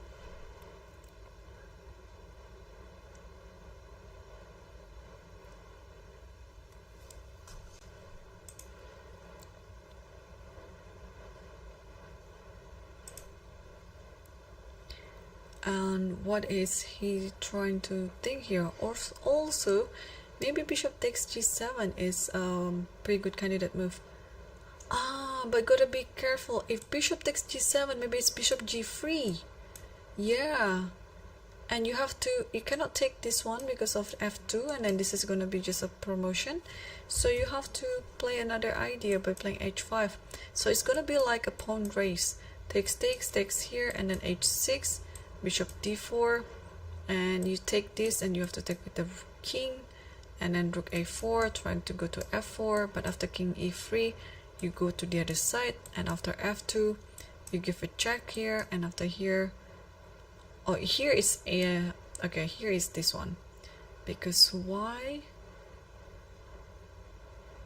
This is, I can't really believe it, like here, and then this is better for white because of what? This position. This position is better for white because you don't really have a useful check. You only have this f5, but after queen f5, king b2, and that's it. This king is very safe, while on the other hand, this king is very weak. Wow. Alright, but okay, after h5, I mean, after, yeah, this position. Yeah, I don't think Tabatabe would take on g7. I think he would play king d3. Looks more safe and very sensible.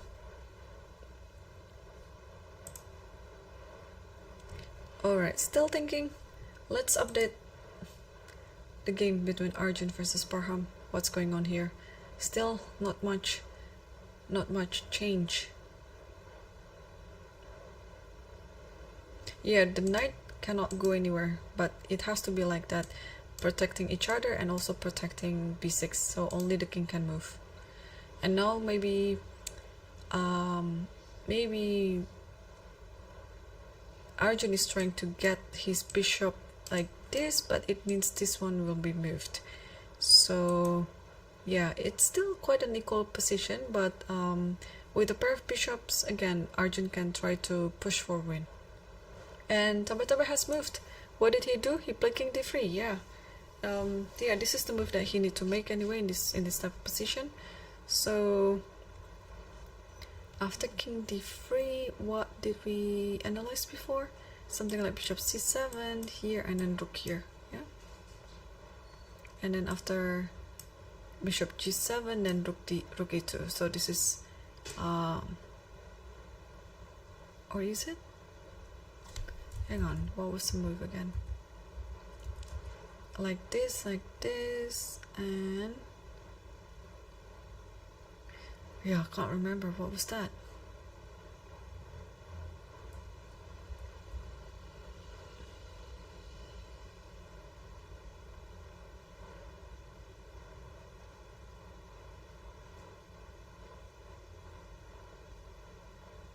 I think this was it. Let me check. No, it was not like that. Oh yeah, this is it. This is it. It was what we analyzed. And after this, oh yeah, of course, because of this, yeah, I was a bit confused. There is this one, and then bishop d4. Okay. King d3 is still on the board, and yeah, Sarana is now down to 3 minutes and 40 seconds. And he played bishop c7 and immediately replied by rook a4 by Tabatabai. And now I think we can expect this move to happen. Rook e6, and he did it. Yeah, rook has to stop the king from getting to the f3 pawn. And now if it's according to our analysis, it should be bishop takes g7, rook e2, and then rook c4. Yeah, will Tabatabai do it?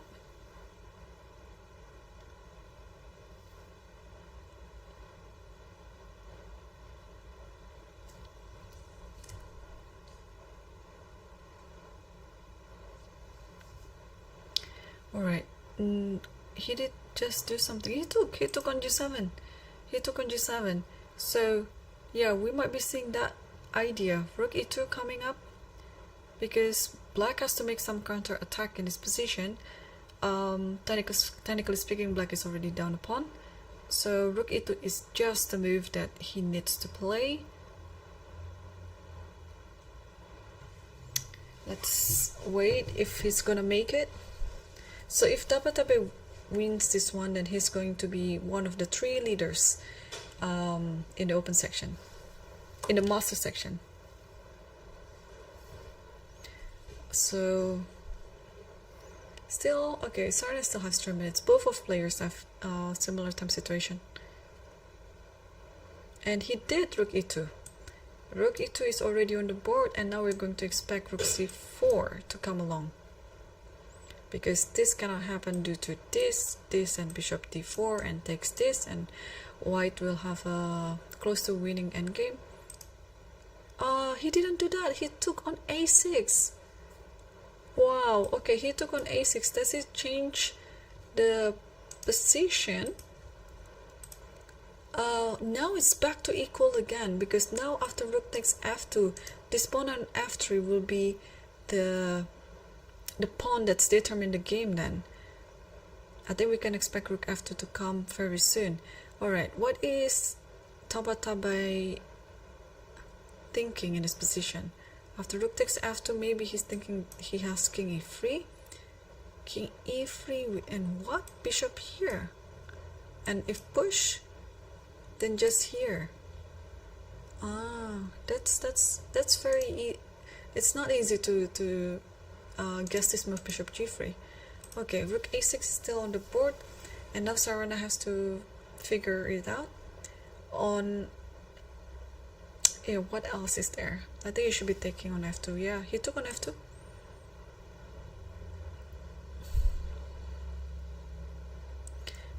And what happened after rook takes g6 actually?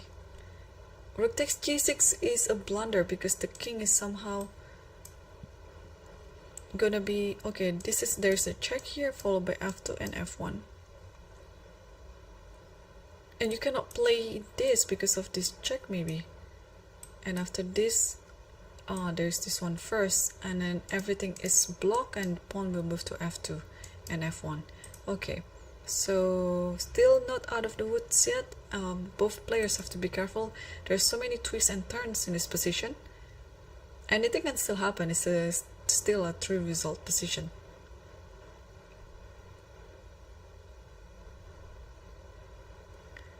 What did he do?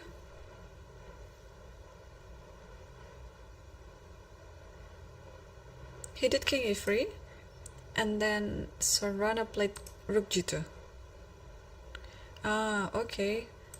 Let's check it again. So if takes this one, then check, and then king goes to, let's say, f2 or e2, and then you just takes this one, and this should be quite easy to hold to a draw.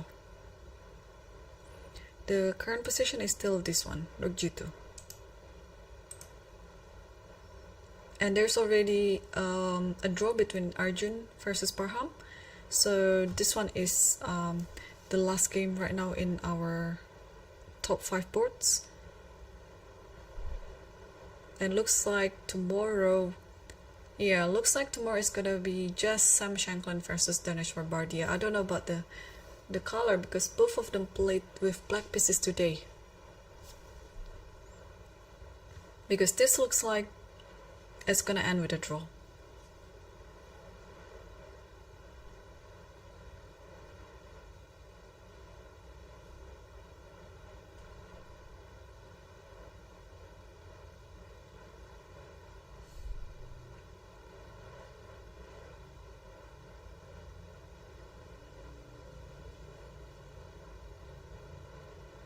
Okay, yeah. Tabatabai is still thinking, but I think he realized if he takes this one, then there's nothing else to fight on this position but a draw, and he might be considering other alternatives, like, I don't know how to deal with this position. If this one f2 and then king here, let's say, okay, bishop here with the idea of rook g1 maybe. Yeah, this might be a bit dangerous. After rook f6, takes this one first. Yeah, this is quite unclear. And check like this, king goes here. Yeah, this is a bit unclear. Yeah, rook can take on g4 next. Alright, rook g2. If he wants a easy continuation, he would just take on f3. But if he wants a difficult continuation, then he would take on g6. So which one that he's going to choose? And his time is now is under a minute.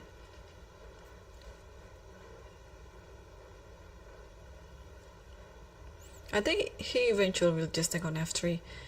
He realized that other variations might be a bit too complicated, and he doesn't have enough time to calculate everything.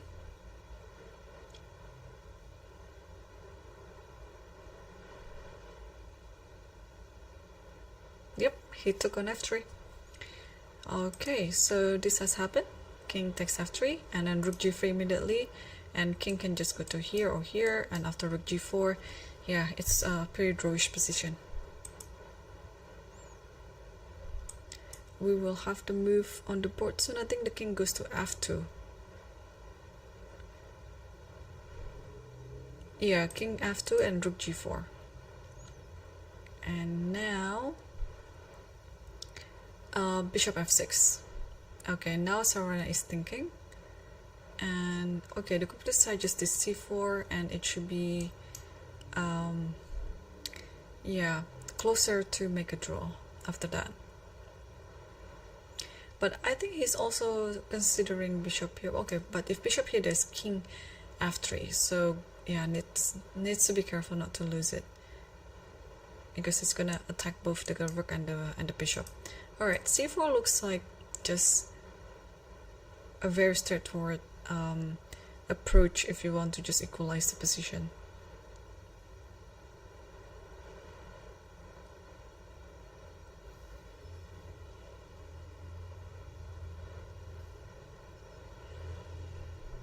But this hasn't moved yet, so this is still the position right now.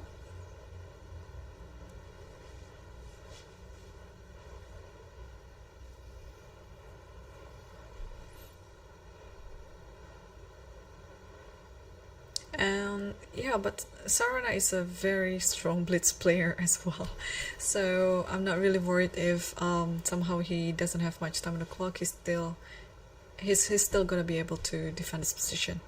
And I think he's about to reach the C pawn. I think he's gonna play C4 anyway. Yes, and he's done it. So C4 is already on the board. And now it's easier to take one of the pawns here or this one, depending on the next move. And what just happened? Oh, C4, BC4, and Rook C4. This is already on the board.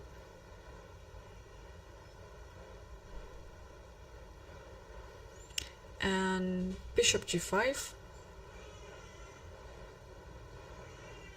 Okay. Attacking G6. And now,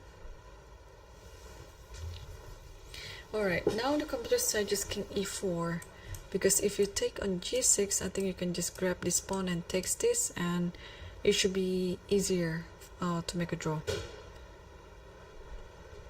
But this is still what's on the board right now, after Bishop G5.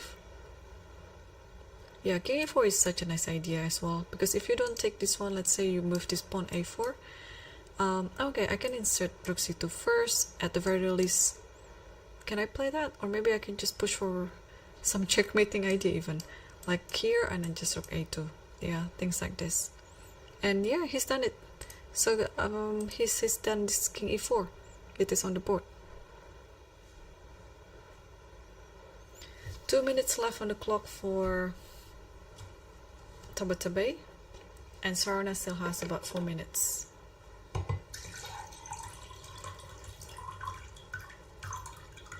Let me have a sip of my water.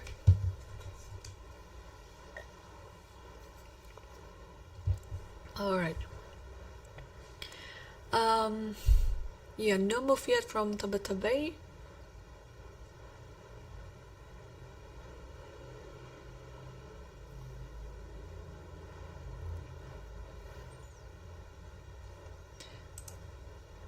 Okay, apart from Rook takes G6 and A4, yeah, I don't see anything much in this position. They just move something.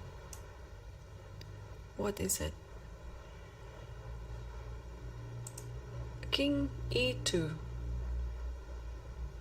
Oh, that's surprising, allowing the check on C2. And if I give a check like this, King moves to D1, I guess. And if Rook G2, let's say, maybe the king will try to continue protecting this one, while this rook will try to attack G6. Maybe that's his plan, like that. Okay, so King E2 is on the board, and now how to deal in this situation. Because if this bishop gets exchanged with this pawn, talking about getting the bishop exchange, why don't we just do that? What if I just play bishop f4? But the thing is, after you give a check, yeah, maybe this is it. After this, then takes this, yeah? But can I play check? Check king d3.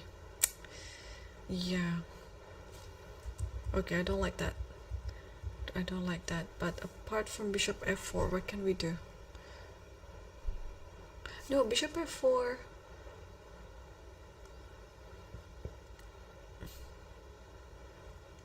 What did Sarana do? He played bishop e5. Yeah, not bishop f4. Okay, so the idea is still the same. If rook takes here, just check and then takes here. And apart from that, what else can be done? Yeah, just centralizing the bishop, and also king f5 might be is the idea too, to stop anything with rook f6 check. So okay, so now it's getting closer to the end of the game.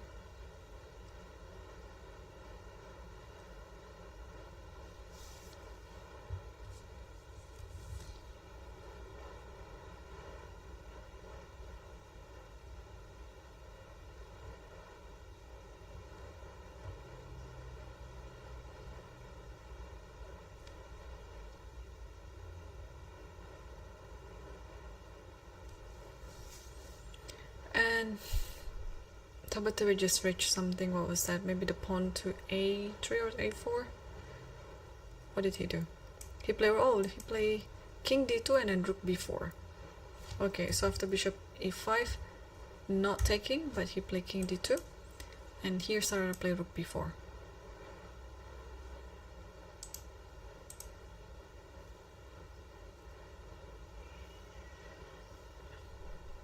And rook c6.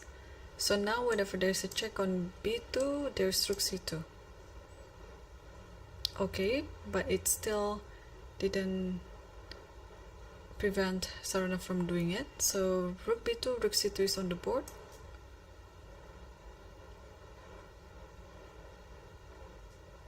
And he just took it.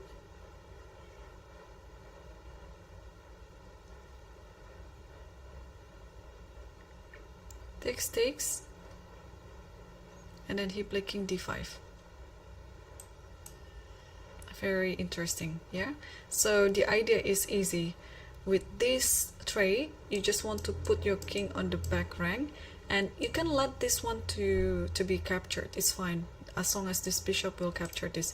So king d5, I mean, it will be quite a long way till this king to get here, and I mean, well, before the king captured the pawn, and you can play bishop g3 and capture this one.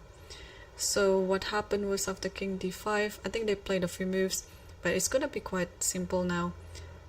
Bishop g3 is already on the board. It's ready to capture the pawn on h4, while this king will be unstoppable to reach the corner of the board, because this is the principle of the wrong bishop. This pawn and this bishop has the wrong color on the promotion square. So takes, and now, yeah, you can okay, the player just getting yeah, they're going to shake hands soon, because this is pretty much the draw that's on many ending books. So well done. That was such a good defense by Sarana. He was kind of like worse there, a bit losing there, but again, for Tabatabai, he had another winning or better game, but he felt converting it again. It's already like almost 3 times now, so hopefully he will play a better chess. And I mean, he's a very strong player, and I'm sure in the next 2 rounds everything will be changing a lot. Just after the 7th round, we have 2 new leaders, and they didn't come nowhere close actually. In the starting or in the earlier stage of the event to be the leaders, but somehow with their steady play, they win and they draw, and then they accumulate all the points, and now both Danesh Bardia and Sam Shankland are leading the tournament with 5.5 out of 7. So kudos for both of them. They also showed a really nice turn of events in their respective games against Ravin Chittambaram and Hans Niemann. So tomorrow it's going to be the penultimate round number 8, and we will be reconvene again at the same time and same place, and of course with interesting games to watch, especially from the top 5 boards in the master section.